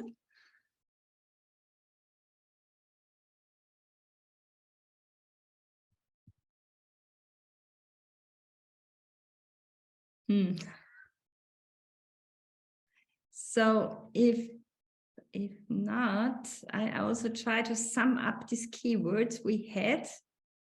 I think inclusion was an important keyword for city regeneration project, and I need also your help. Initiative of the municipalities you mentioned, Bianca. but also this balanced pathways between gentrification and revitalization. Any other ads you'd like to mention? What are the keywords and the learnings out of our sessions to bring home for next projects? I'd like to also maybe address what my colleague from Stuttgart said. I think it's something else if we are having less opportunities in our municipalities, in our communities, like, let's say, stagnating or shrinking cities is a little bit different challenge than places which are in high demand, like the Stuttgart area, and there are tons of in such places where it looks like the market regulates somehow and you don't need or the people are satisfied and you don't need the activation. But in fact, it's very important to then say what's the social value where we want to head. I think that's very important, and to find ways to include that. Mm-hmm. Thanks a lot for wrapping it up.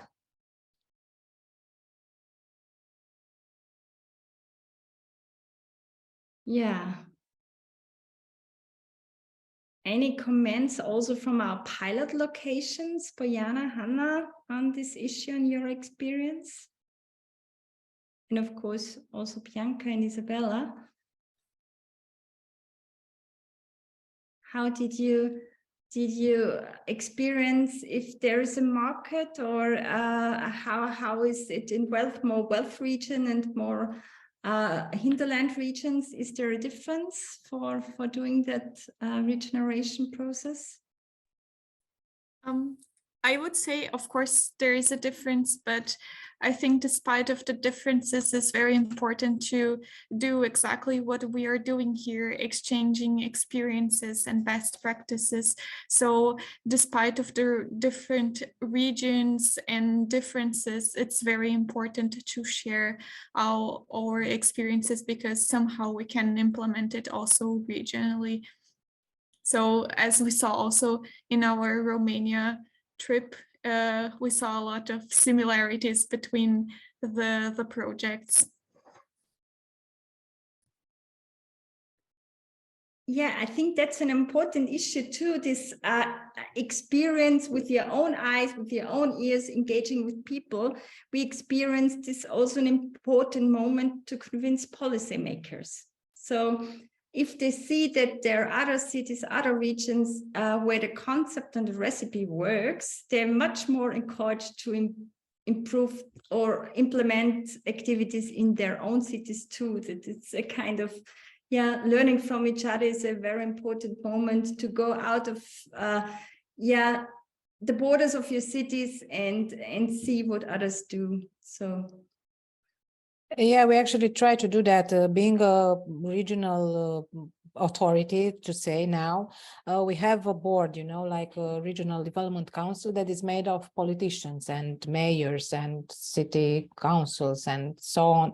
So we try every year they go in trips in other parts of the world just to experience, to see good practices and so on. We do that. We try to engage them with other project partners that we have, and to see other things in different domains. And then they come back and try to implement some of the good ideas that they got.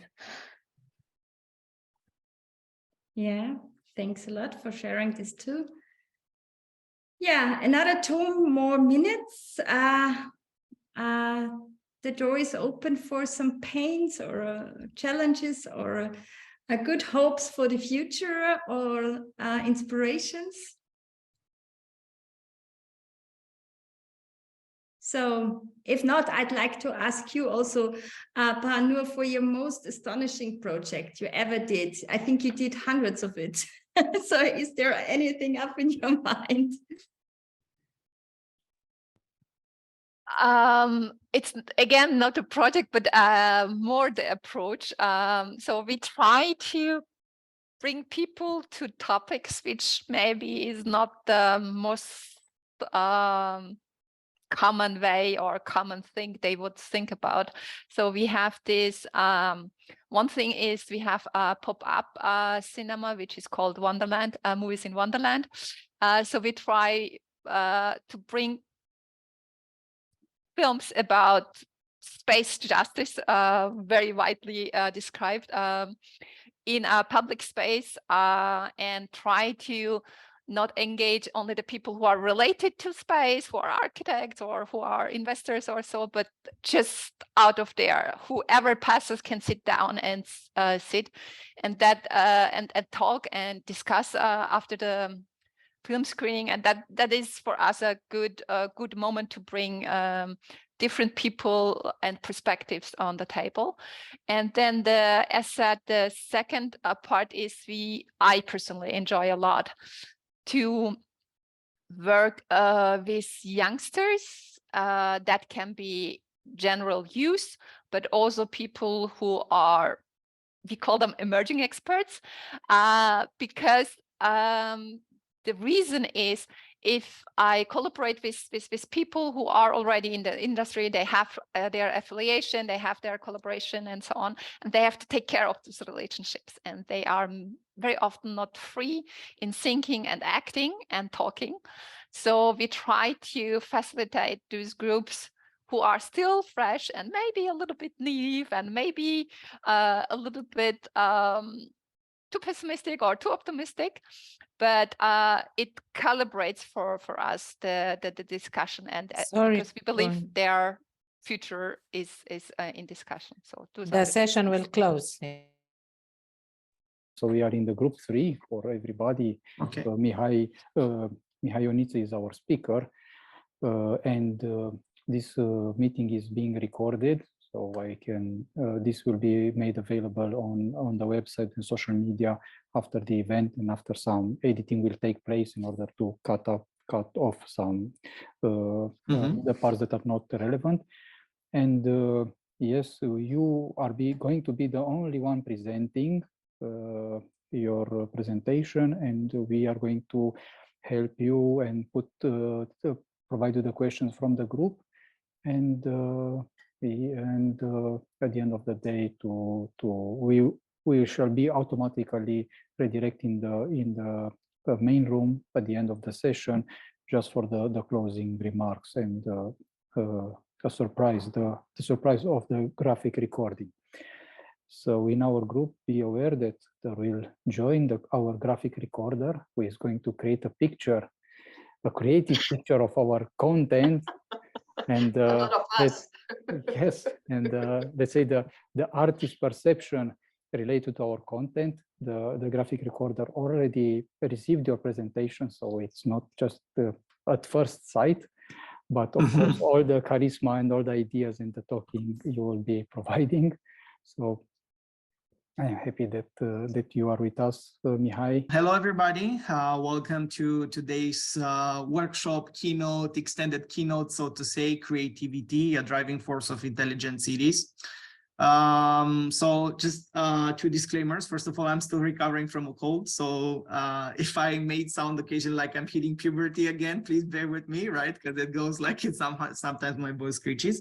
And secondly, our expertise may not lie specifically in the field of like creative industries, but we have our expertise in sustainable urban transformation, and we do know a thing or two about creative transformation in this field, right? And this is what we're going to try to show today, and this is what we're going to try to discuss for the next 45 to 15 minutes. Like I said, first of all, I'm going to have a presentation.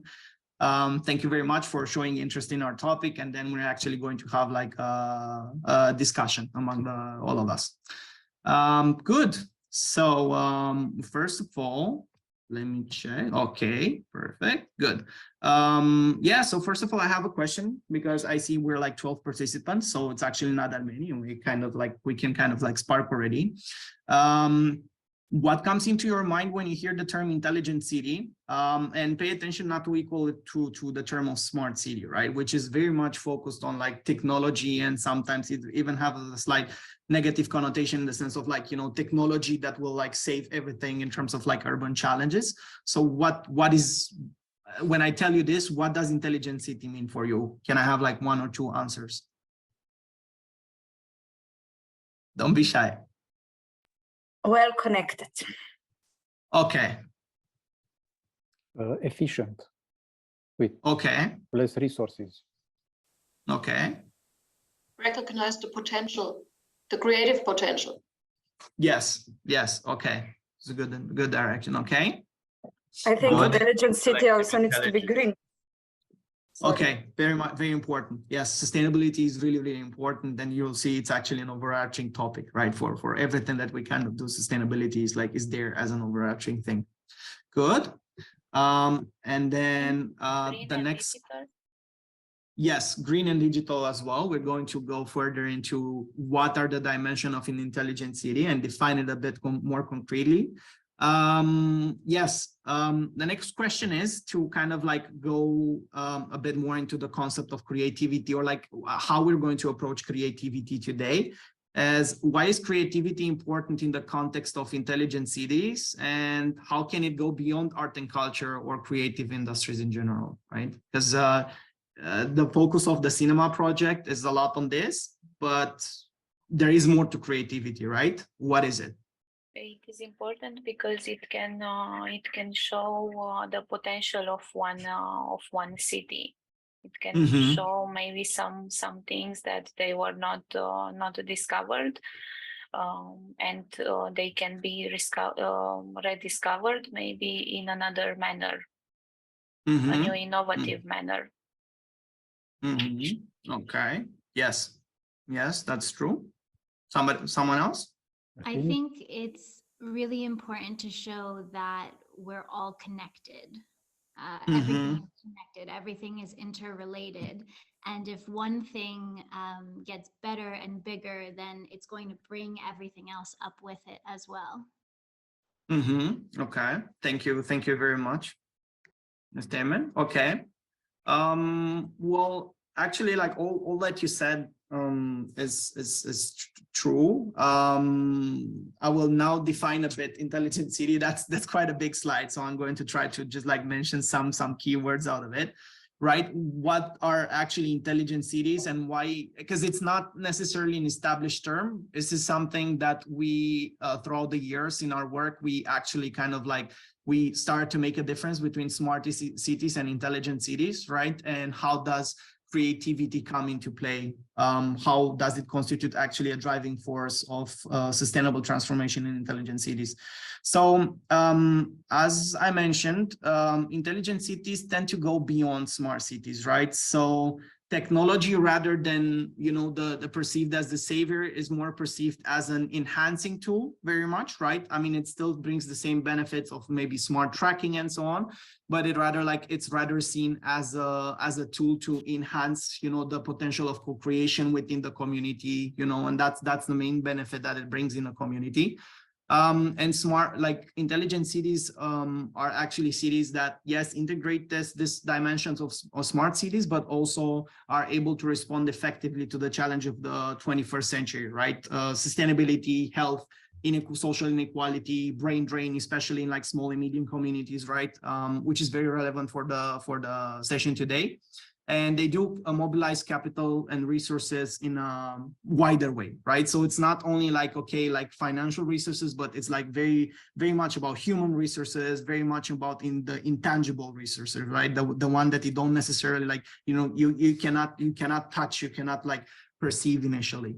You can see here that I'm actually grabbing and I'm inspired, like we're inspiring ourselves a lot from Charles Landry, right? Because there are a lot of like fundamentals that come from the creative cities and go into the intelligent city.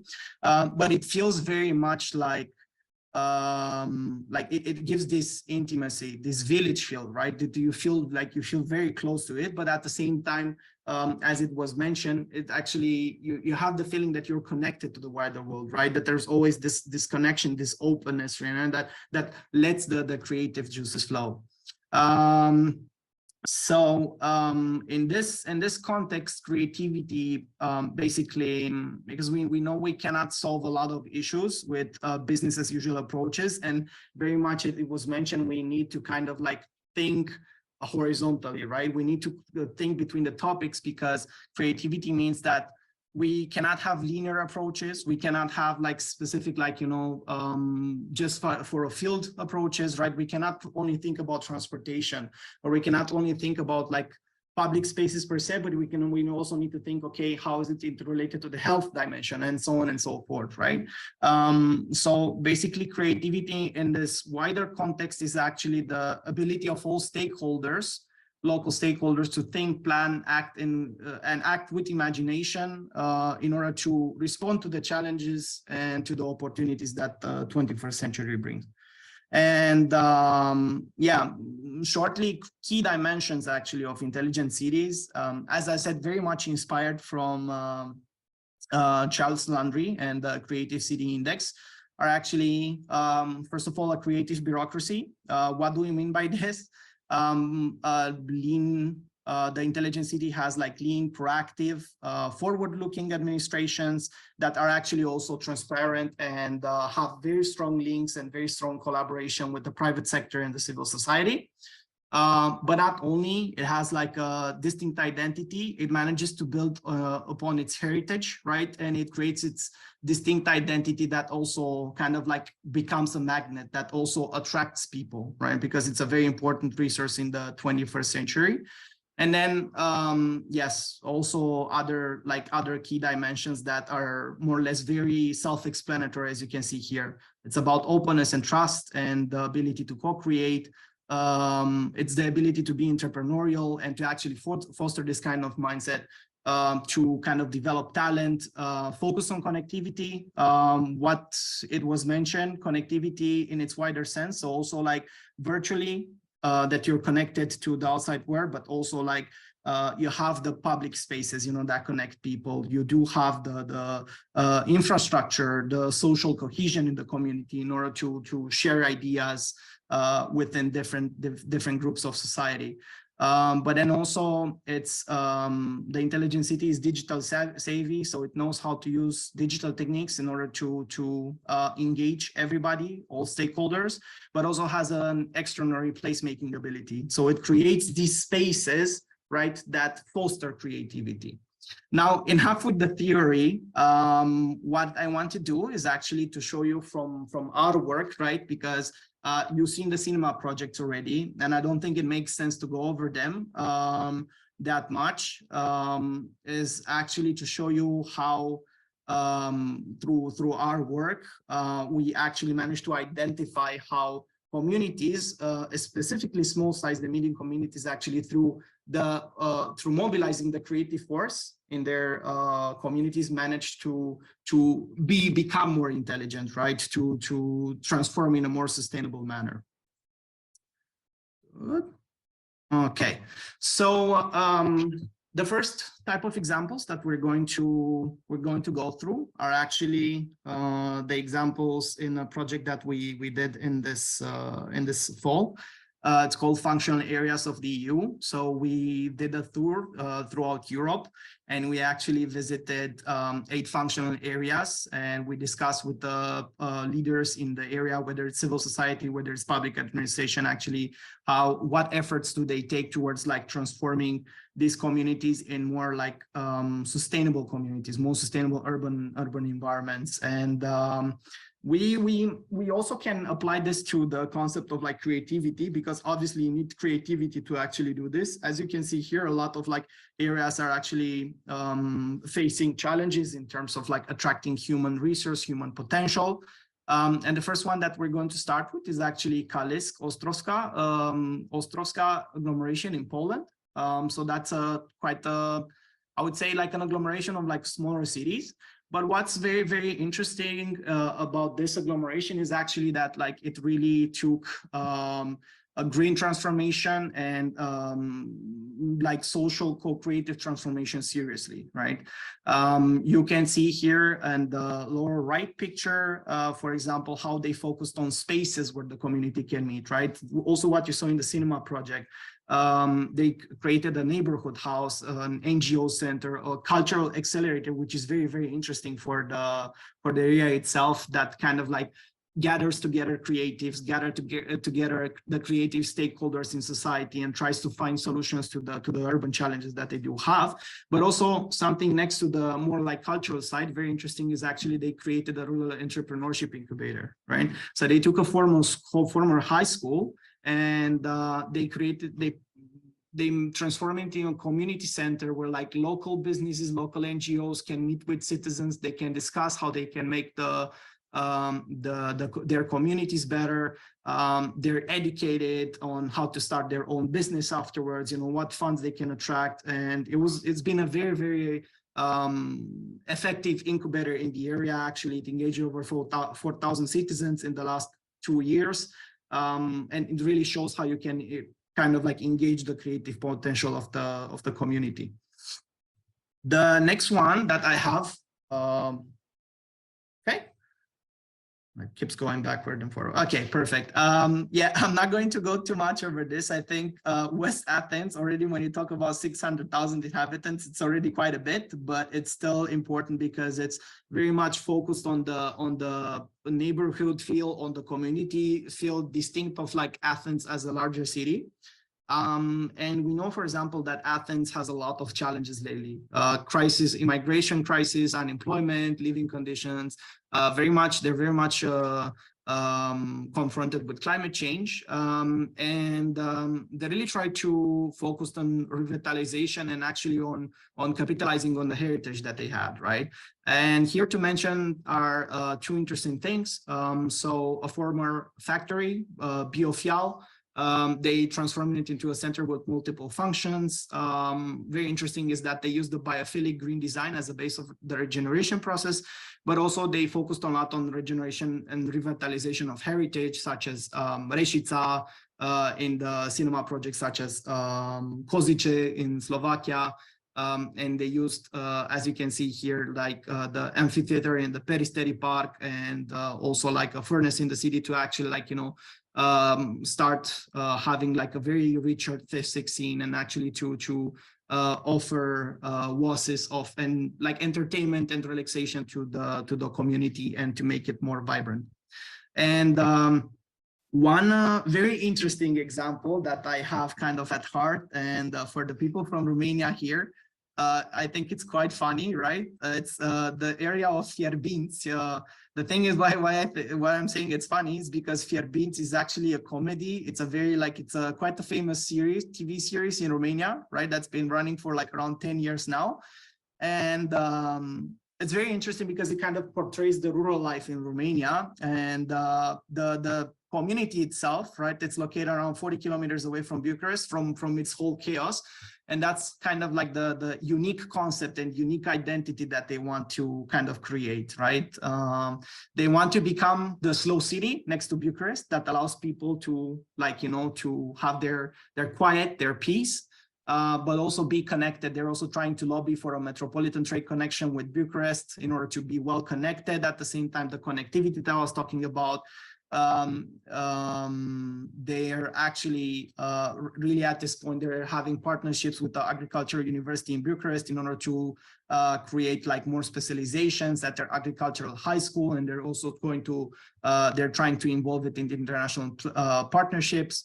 They're also like planning to develop the recreational blue green infrastructure in order to enhance this concept of a slow city. But what's very interesting and going into creative industries is actually that the whole TV brand and the TV series actually attracted creative industries in the area, right? So the local technological high school is actually offering now specializations in the film industry, which is very, very interesting for such a small locality.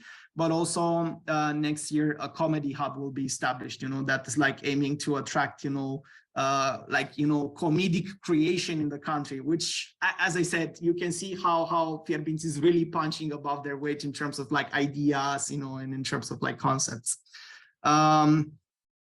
Yes, and now we're actually going to go a bit more to our specific projects that we've been running, right, that Urbanize has been running in Romania, and where we really try to utilize the creative potential of our communities, right?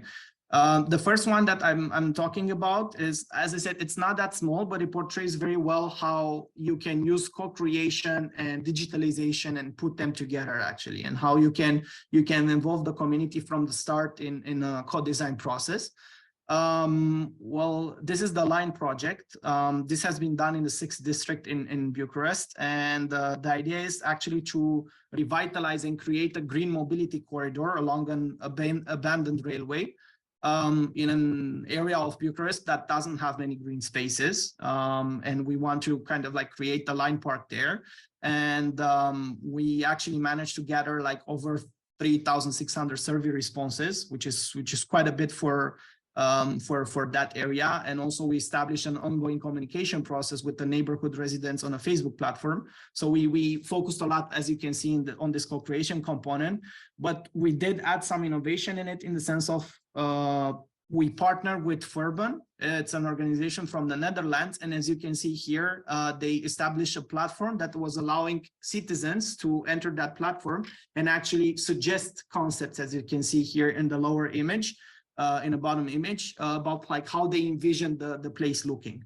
And that was very interesting because, like, you know, sometimes you do expect the contribution of citizens, but it's very hard for them sometimes to envision, you know, how a place would look. And that was very, very interesting, and it was perceived really well because it also facilitated this trust creating process. You know, in Romania, it's very tough sometimes to establish trust between citizens and public administrations, and you have people actually starting to get excited about the project, which you definitely do need for a successful implementation. And yes, yeah, I seem I'm having a bit of trouble with actually like switching from one slide to the other, but it's not a problem. We're within time. The next project is actually Lugoj for Kids by Kids. It's actually implemented in Western Romania. This is a small city in Romania, around 40,000 inhabitants. It was actually co-financed by EIT Urban Mobility it was a new European Bauhaus project. And what we basically did, we based our project on the heritage that Lugoj has as a former city of bikes. And there we actually engaged a group of pupils from Lugoj in a participatory urban planning exercise. So they were going by bike through the city, and then with the help of an app, they actually were putting their inputs in terms of like what they perceived as problematic in terms of like biking infrastructure, or what the areas that they didn't feel safe, and so on and so forth. And at the end of it, we actually, together with them through facilitated workshops, we created a GIS story map, so a global geographic informational system story map, in which we deliver problem points for bike users as well as solutions to the city hall for further integration in the sustainable urban mobility plan, right? So as you can see, trying to find very creative approaches to solve issues, and in order to engage the community. And yeah, of course, slowly going towards like the call to action part.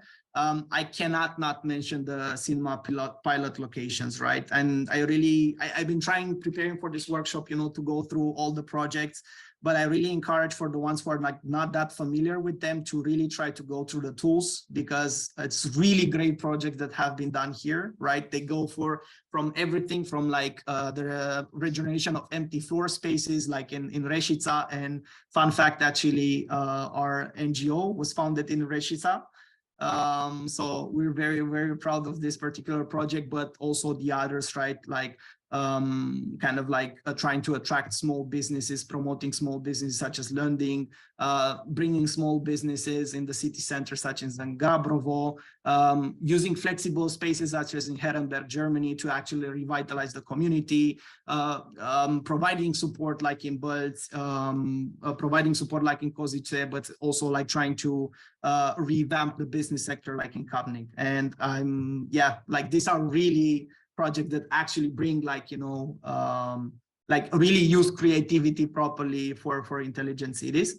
And as a small call of action, calls to actions that we do have for you, and I hope you can take something useful out of today, is actually to as public administrations, but also as like local stakeholders, whether NGOs and so on, focused on the shared commons in your city. So focused on the spaces that in your communities have a lot of like potential to bring people together, right? To foster this idea of creativity, because as you have seen also within the initiatives within the cinema projects and otherwise, it's really about like providing that space, physical and virtual, for people to start thinking creatively, right? And people really do need these spaces.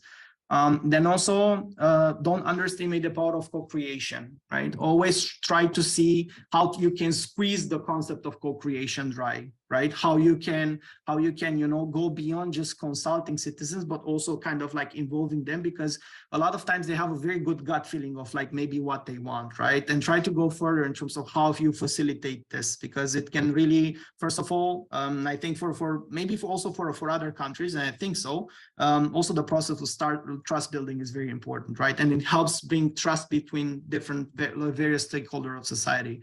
And then also, in order to think about the future, you need to know from where you're actually going, where you come from. So that's why it's very important that you know your identity, right? Make sure that your legacy brings you forward, right? That you think about your heritage. What are the specifics of the heritage that like you can take forward?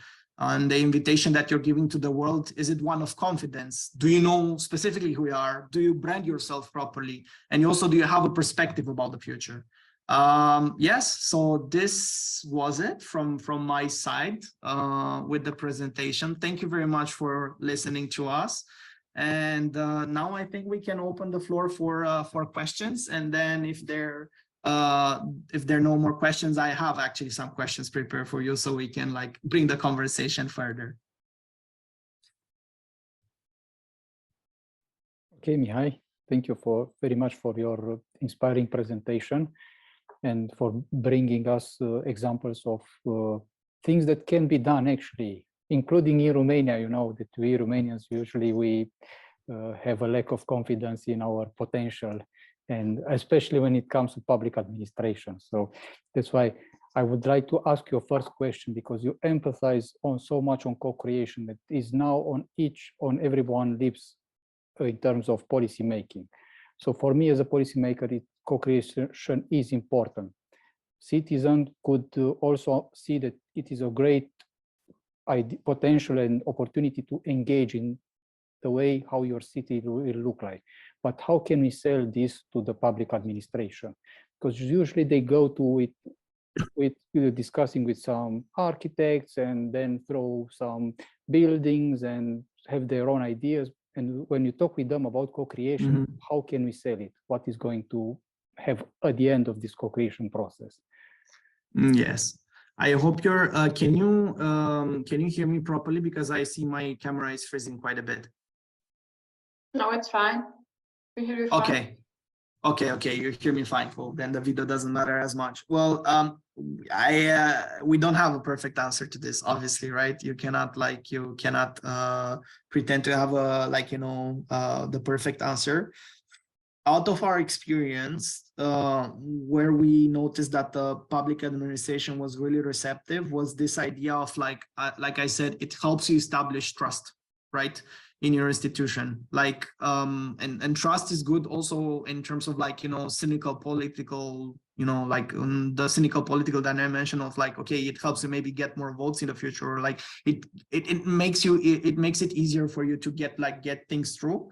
But also this trust building process afterwards, like it helps you afterwards in the implementation phase, right? Because it sometimes can be the case that citizens are just going to be extremely resistant to to whatever change you propose. And then if you start the process of co-creation properly, and then from the beginning you start with co-creation, they're going to feel way more engaged and also a bit more responsible for the initiatives that you're actually trying to to launch. But then also it helps the potential, like sometimes if like the best architect, the best urban planner sometimes cannot fill the place as the citizens of the area. And I think that's a very important component, for the successful implementation of an initiative. I hope it answered your question. Yes, it did. Thank you. Okay. I mean, I was gonna comment on that myself. I think for us, or really for everybody, basically, finding the right balance between bottom-up and top-down initiatives is really hard, I think, because of course, bottom-up initiatives are perfect. So like people, the citizens, the creatives have ideas and want to realize them. But of course, you always need, you know, the government, the city administration, the policymakers, the landlords of potential spaces and stuff like that. And meeting in the middle and getting everyone on the same track and meeting the same goals is really, really difficult, we found. But yeah, I mean, I guess a big part of the solution is like just keeping people informed, you know, informing each other, talking to each other, share experiences. And as Charles previously said, you know, show best practice examples, what similar initiatives could be or have done in other locations. But it's really, you know, that kind of finding the balance to get going and get started is really difficult, I think. I don't know if that's your experience too with your projects. Yeah, I mean, I can second that, right? I'm like, we're talking about like, yes, co-creation is important, but at the same time, obviously that doesn't absolve, or like that doesn't, like, you know, exempt public administrations of the responsibility, right? It's not to be understood as that. That's why, you know, here, like, I think the term of like connected and creative bureaucracy comes in, you know, as also Charles was mentioning, of like, how can you actually bind all stakeholders, right? Because all stakeholders might have different expertise. Like from our experience, for example, what we've seen is public administrations want to do it, right? But a lot of times they don't know how to engage the stakeholders, and that's when they need maybe like civil society organizations. You see the example of Bulgaria, right, in this project, right? That they actually worked, like the administration worked together with an organization that was able and had the expertise to actually bring mobilize the community, right? And I think it's like this collaboration between all stakeholders is very important for this. I'm not saying it makes it easier, because it doesn't. Like, it's still difficult, but it does help. It does bring the expertise where it's needed, the right expertise where it's needed. Yeah, that's true. And of course, for us in our project, a big help has been that we actually brought a big part of the funding, you know. So we had money to realize at least a good part of the projects, if not all. But and now it's just a challenge to keep the projects going without our funding. So we'll see how that goes in our regions. Yeah, the sustainability of the partnerships that you establish. It's a very important point. You can discuss a lot about it, but yeah, yes, for sure. Yeah. Okay. Thank you very much, Margit. Does anybody have any more questions? No? Then I actually have like I mean, a question kind of like divided into questions for you to kind of like start the conversation. And I'm, like I said, I'm asking anybody to share. Like I said, it's an open space. I think it's a very, like, it's a cozy environment in the end, you know, for 14 people and 14 minutes left, quite some time. So my first question is, I actually posted it in the chat, is we're going to the administration, but then we're also going to the other stakeholders, right? Because as I said, it's a two-way street. It's like, how do you think local administration could enhance the creativity of a city, right? Just for you to share, if you have like experience, you have ideas here, and how do you think they could better support local stakeholders in the process, right? Like creative member of the creative industries and so on and so forth. So like I said, a two kind of like a question consisting of two parts. Well, I mean, how the local administration could enhance creativity of the city would be like a lot of things. Get in touch with people, ask people what they want, provide funding, provide a responsible person, provide rooms, spaces, and being open for all the suggestions and the ideas. Okay, thank you. Yes. Okay, somebody else wants to complement what Margit mentioned, what Margit said, or wants to say, okay, I see it a bit differently. I would like to emphasize the importance of starting from the first day to engage with the creative potential of the city, because usually when somebody is elected a mayor, let's say, or a new architect of the city, it usually comes on a, let's say, people voted him, people have expectations. So in the very first day, they need to tackle this opportunity to discuss with people and to bring people who are trusty to manage all this process. When usually a city, a medium-sized city that has a lot of challenges, started let's say the implementation, the works, making roads, making parks, changing the bus stations, everything. So then the city collapsed because there are so many things happening, and then also the people's engagement, they go down because the quality of life diminishes during this type of intensive changes.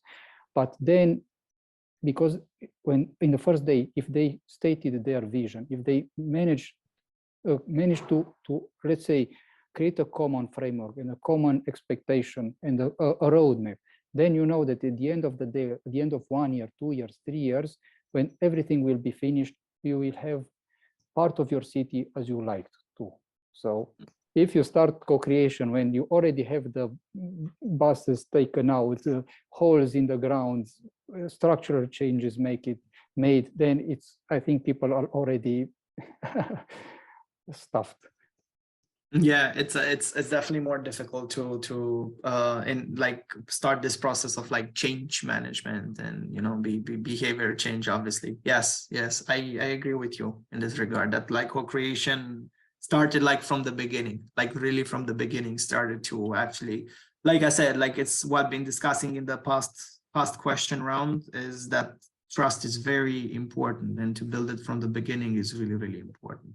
Okay, good. Does somebody else have input? Maybe I would like to add that I was working on a lot of projects in the past where we were discussing the lack of communication, for instance, between artists and scientists, or for instance, between business sector, traditional business sector and creative sector, and so on. But basically, the public administration was somehow not present. I think that even within these projects, we forgot to invite them to be a part of discussion, or they were there just as stakeholders who came like 2 or 3 times, and that was it. But maybe we also should be more persisting and inviting them more time to those kind of discussions, so that they can see what people are thinking of and that we can see what it's actually doable. So for instance, you have in municipality already some existing projects or just the plans of them, and you don't know that they are already on the table or discussed. And perhaps it would be interesting really to enhance this communication, to speak with public administration more. Of course, this is in some cases difficult if the administration doesn't want to communicate. But in our case, for instance, I am from Ljubljana, and it's not completely the same case. But the mayor once said, okay, I cannot know everything that's going on in the city. I cannot know for every problem. So I will establish a website where the citizens of Ljubljana can bring up their problems. They can even say, on this street in Ljubljana, we have a problem and it's not tackled for 5 years. Because he said, I cannot know that. It's too big of a city.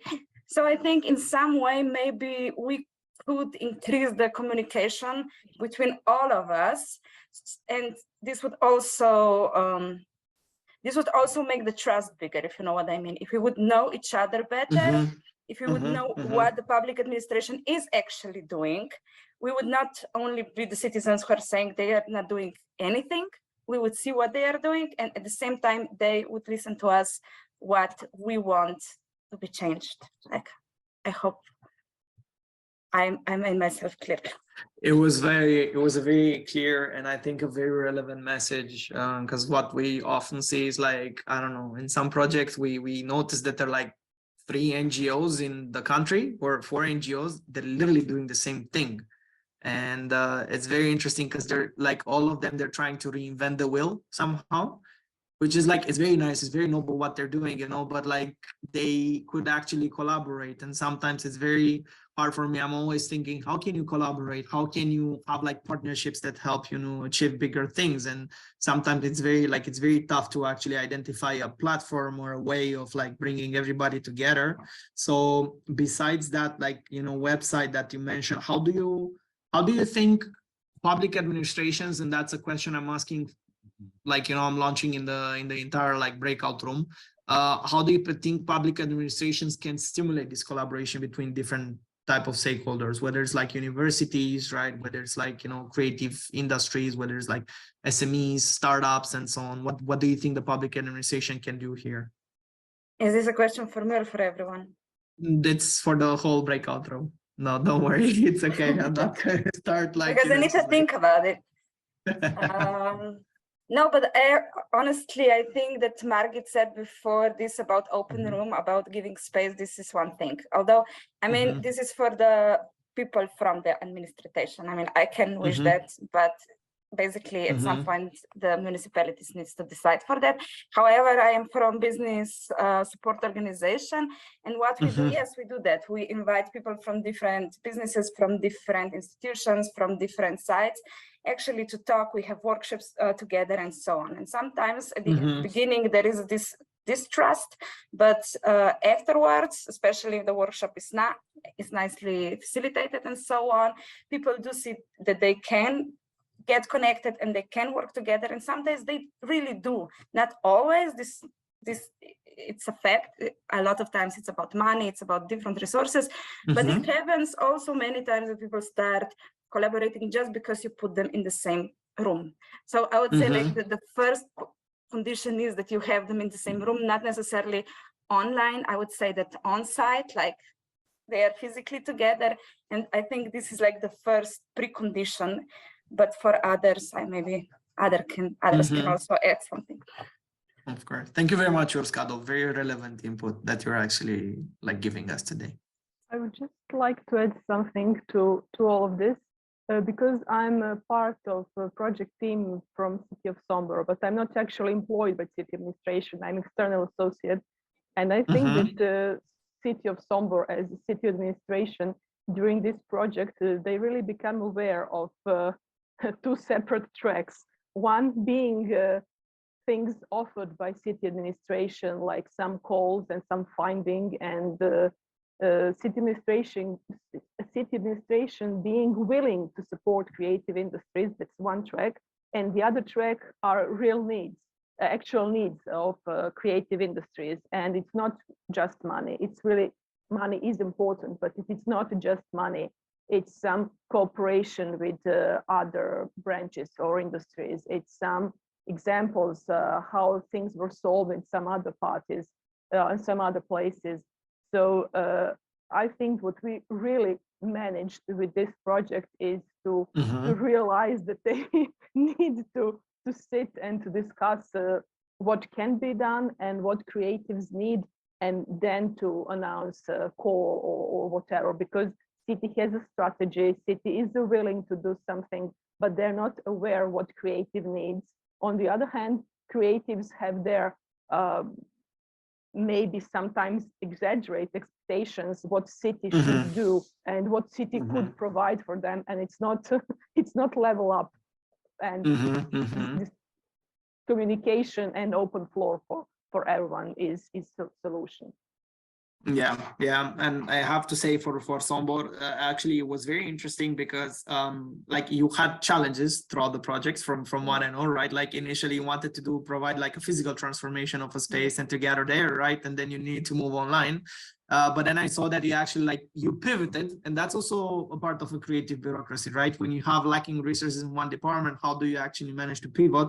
And you actually created an entire like support system and database and so on throughout this whole conversation process for the creative wannabe creative entrepreneurs, right? Or like, sorry, wannabe. I don't want to offend anybody. It's just like I'm meaning yes, who wants to become a creative entrepreneur, right? Yes. And going from that, I have another questions because we only have like 3 minutes left, and I'm also interested about the other perspective, right? I'm going to try to put it in the chat as well, but meanwhile I can already kind of like let you know what it is. How could local stakeholders better utilize their creative potential in order to tackle urban challenges? Or like how they, better said, how do you think they can be more proactive in this? You know, from their side, what can come from their side, not only expecting from the public administration? Because Dragana had made a valid point of like, you know, sometimes you expect everything to come, and we see increasingly that there are like more and more needs, and sometimes the public administration itself alone cannot do everything. You know what I mean? They're not all powerful, almighty knowers, and yeah. This kind of sums up what everyone has been talking about. For me, I think it's really about pre-production. I think it's about brainstorming sessions. I think it's about getting the creatives in the same room, having them present projects, and having another creative mind there that understands where they're coming from. And we were talking a lot about cross, you know, technology into creative, into entertainment and things like that. But my experience here in Timișoara is even, you know, the creatives, the visual artists don't necessarily talk to the performing artists, and having just different artists in the same room can help with that. And then if the administration can also be in that room and just listen, you know, then yes, we're not as creatives trying to fit into the box that the administration gives us and say, hey, this is how you get the funding. It's more like there for pre-production, and whether that results in like a database or something like that. Here are the projects that are on the slate for this year, next year, and then being able to connect people like that in pre-production will just then, you know, make the funding happen, make the connections happen, and a better flow throughout the actual implementation of the projects. Okay. Thank you very much, Elizabeth. Yes, you can ask more questions. I also like, maybe you can also provide the presentation, but yeah, what we discussed today is actually how we can kind of like how creativity as a resource can be used to transform cities in a more sustainable manner. But also what we discussed, and the output of our discussion is actually that like community, all stakeholders, they need the space to come together, right, in order to enhance this creative potential of a city. But also co-creation needs to start from the very first day. All right, so excellent. We're almost right on time. And we have now, first of all, I hope you had another really good breakout sessions as we did.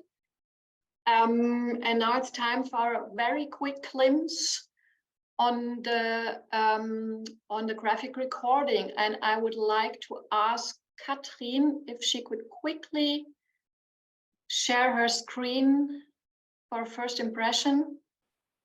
Yes, here it is. Oh, wow. Geez. Thank you, Katrin. That looks great. I love the image of Charles, by the way. Wow, that is a lot of input you have been dealing with. I know you have prepared a couple of things, but I suppose today was just a lot more input to add. And I also know you will be working on it the next few days too. So I can see our main subjects. I can see a lot of exploding heads and creative people, challenges. Excellent. It looks great. Unfortunately, we don't have time to have a deeper look into this, but of course, it's not a final result or not a final sketch. So we'll be happy to receive the final result in a couple of days. And as I said before, we will be sending it out to all the participants today. Lovely.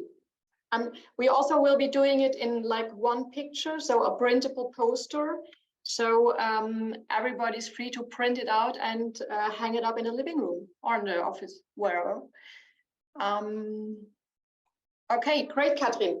Thanks a lot. Okay, so now, as I said, you'll be receiving a mail in the next few days with all the recordings, the graphic recording, the online recording. We'll be putting it together as a rather shorter movie than the time it took today. And if you want to dive deeper into the cinema project, have a look at our website. I think Grit posted it before in the chat. So you'll find there everything basically about a project, our activities, our locations, our results, our inputs, and you can also subscribe to the last newsletter, which will be out soon. And yeah, well, so now it's actually time for me to thank you. First of all, of course, to all the speakers and the facilitators today. You did a great job. Thank you very much for your support. We really appreciated it. I would like to thank my project colleagues, of course, the ones who've been preparing and organizing this event today, but also all the other project partners.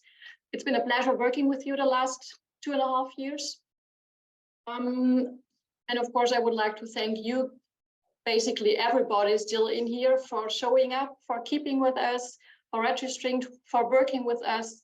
And I hope we can continue to work together on the goal of reviving empty city centers and fostering urban regeneration with the help of the creative industries. So thank you very much. And I hand over to Grit once again for her final remarks. Thanks and have a great day. Yeah, thank you, Margaret. Thank you, everybody, for participating today. I think it was really a lot that we had today, and we all can agree that the creative sector has a lot to offer and can contribute a lot to economic and social growth and prosperity, and that we have demonstrated that with our project, with examples of city revitalization. And there's so much more to do for the sector and cross-sector collaborations for the challenges in the future in urban development. So let's take actions to unlock this potential. I would like to mention also that we have prepared policy recommendations that are also now uploaded on the website, and which will be introduced now in the following session with our project partners and associated partners, which I kindly invite to stay a couple of minutes longer. And also, I would like to thank really everybody here for contributing to this event. I think it was really inspiring, and I hope that we sparked some new ideas and initiatives among the participants for city development and regeneration. Special thanks go to the team of ADR West, to Bianca, Mira, and Christian for hosting and organizing the conference, and of course to Margaret for the wonderful moderation. Thank you very much. Actually, thank you for all the moderators, facilitators, expert speakers, to Sorim, Natalia, Charles, Roland, Bahanur, Michael, Victoria, Gisa, Christian, and of course to Katrin for the graphic reporting. It was wonderful event, and I would like to thank all project partners really for the great work. It was a pleasure to work with you, and I hope to see you in the future in more projects and initiatives, and we will stay connected, of course. So thanks for sharing, and if you want to stay in touch with us, you can find all our contacts on the project website, or try to or let's connect on LinkedIn and stay in touch. So that would be very nice. And so thanks for participating. I wish you all a nice day. And I invite the cinema project partners and associated partners to meet in 5 minutes, like at 13:55 in the same room again. And I would also like to invite you maybe to watch another video from our project, which will be shown now for the 5 minutes break, and then we see each other in 5 minutes. So thank you for everybody for participating. Wish you a nice day. Bye-bye. Bye-bye. Bye. Bye. Thank you. Bye.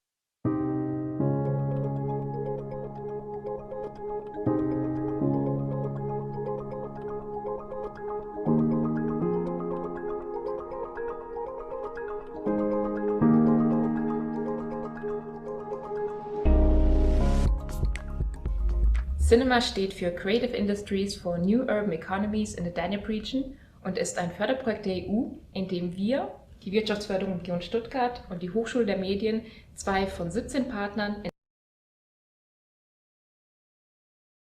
europäische Innenstädte mit Hilfe von Kreativschaffenden neu zu beleben und damit für die Bürgerinnen und Bürger und auch für Besucherinnen und Besucher attraktiver zu gestalten. Damit soll natürlich auch die lokale Wirtschaft und im Speziellen die lokalen Kreativschaffenden unterstützt werden. Wir haben von Anfang an mit der Wirtschaftsförderung der Stadt Herrenberg kooperiert und haben gemeinsam 2 Leerstände in der Innenstadt neu bespielt. Das Konzept, welches wir dafür gemeinsam mit Herrenberger BürgerInnen, EinzelhändlerInnen, Gastronomen und Studierenden der HDM erarbeitet haben, heißt Chameleon Spaces. Dabei handelt es sich um ein anpassungsfähiges und flexibles Raumnutzungskonzept, das 4 Bereiche hybrid miteinander vereint: New Work, Einzelhandel, Gastronomie sowie Kunst und Kultur. Wir hatten die Möglichkeit, die Chameleon Spaces in 2 verschiedenen Leerständen temporär umzusetzen. Einmal im Gasthaus zur Rose und einmal in einer Einzelhandelsfläche am Nufringer Tor. Wichtig war uns immer, alles gemeinsam mit unserem Team Herrenberg zu realisieren. Ohne deren Hilfe, Inspiration und vor allem dem tatkräftigen Anpacken vor Ort wäre eine Umsetzung nicht möglich gewesen. So konnten wir in beiden Testphasen zahlreiche Angebote für alle Altersgruppen schaffen. Kreative Workshops, Ausstellungen, Hip-Hop-Cafés, Tastings, Kaffeebar und Mittagstisch, Kinosonntage, Raum für Netzwerktreffen und Vorträge, kostenlose Coworking-Arbeitsplätze mit WLAN, Pop-up-Verkaufsflächen für regionales Design und Kunst. Das Chameleon Space ist eigentlich, wie es der Name schon sagt, etwas sehr, sehr Wandelbares gewesen, und davon hat die Stadt profitiert. Davon haben, glaube ich, die Bürgerinnen und Bürger profitiert, weil wir es geschafft haben, in eine Immobilie, die momentan leer steht, Menschen zusammenzubringen. Die Initiatoren haben es geschafft, Begegnungsraum zu schaffen. Also wir sagen vor allen Dingen Dankeschön an die Initiatoren von Chameleon Space, die es gewagt haben, etwas wieder ganz Neues in Herrenberg zu initiieren. Und wir wissen alle, neue Wege, die muss man gehen. Und die jungen Leute haben gezeigt, sie sind bereit dazu. Und es wird die Zukunft in der Stadt natürlich auch durch Veränderungen des Einkaufsverhaltens, Veränderungen, wie gestalten sich zukünftig Innenstädte, die schon auch verstärkt durch die Pandemie einer großen Veränderung erfahren, brauchen wir genau solche Initiativen. Und da sind wir einfach gespannt, in welche Facetten und in welche Nischen wir vielleicht zukünftig gemeinsam stoßen können. Dank der finanziellen Förderung über das Projekt und der Unterstützung der Stadt Herrenberg konnten wir beide Pilotphasen erfolgreich abschließen und können nun zum Ende des Jahres, wenn Cinema endet, der Stadtverwaltung ein ausgearbeitetes und nachhaltiges Geschäftsmodell überlassen. Wir hoffen deshalb sehr, dass die Chameleon Spaces auch in Zukunft in Herrenberg unterkommen.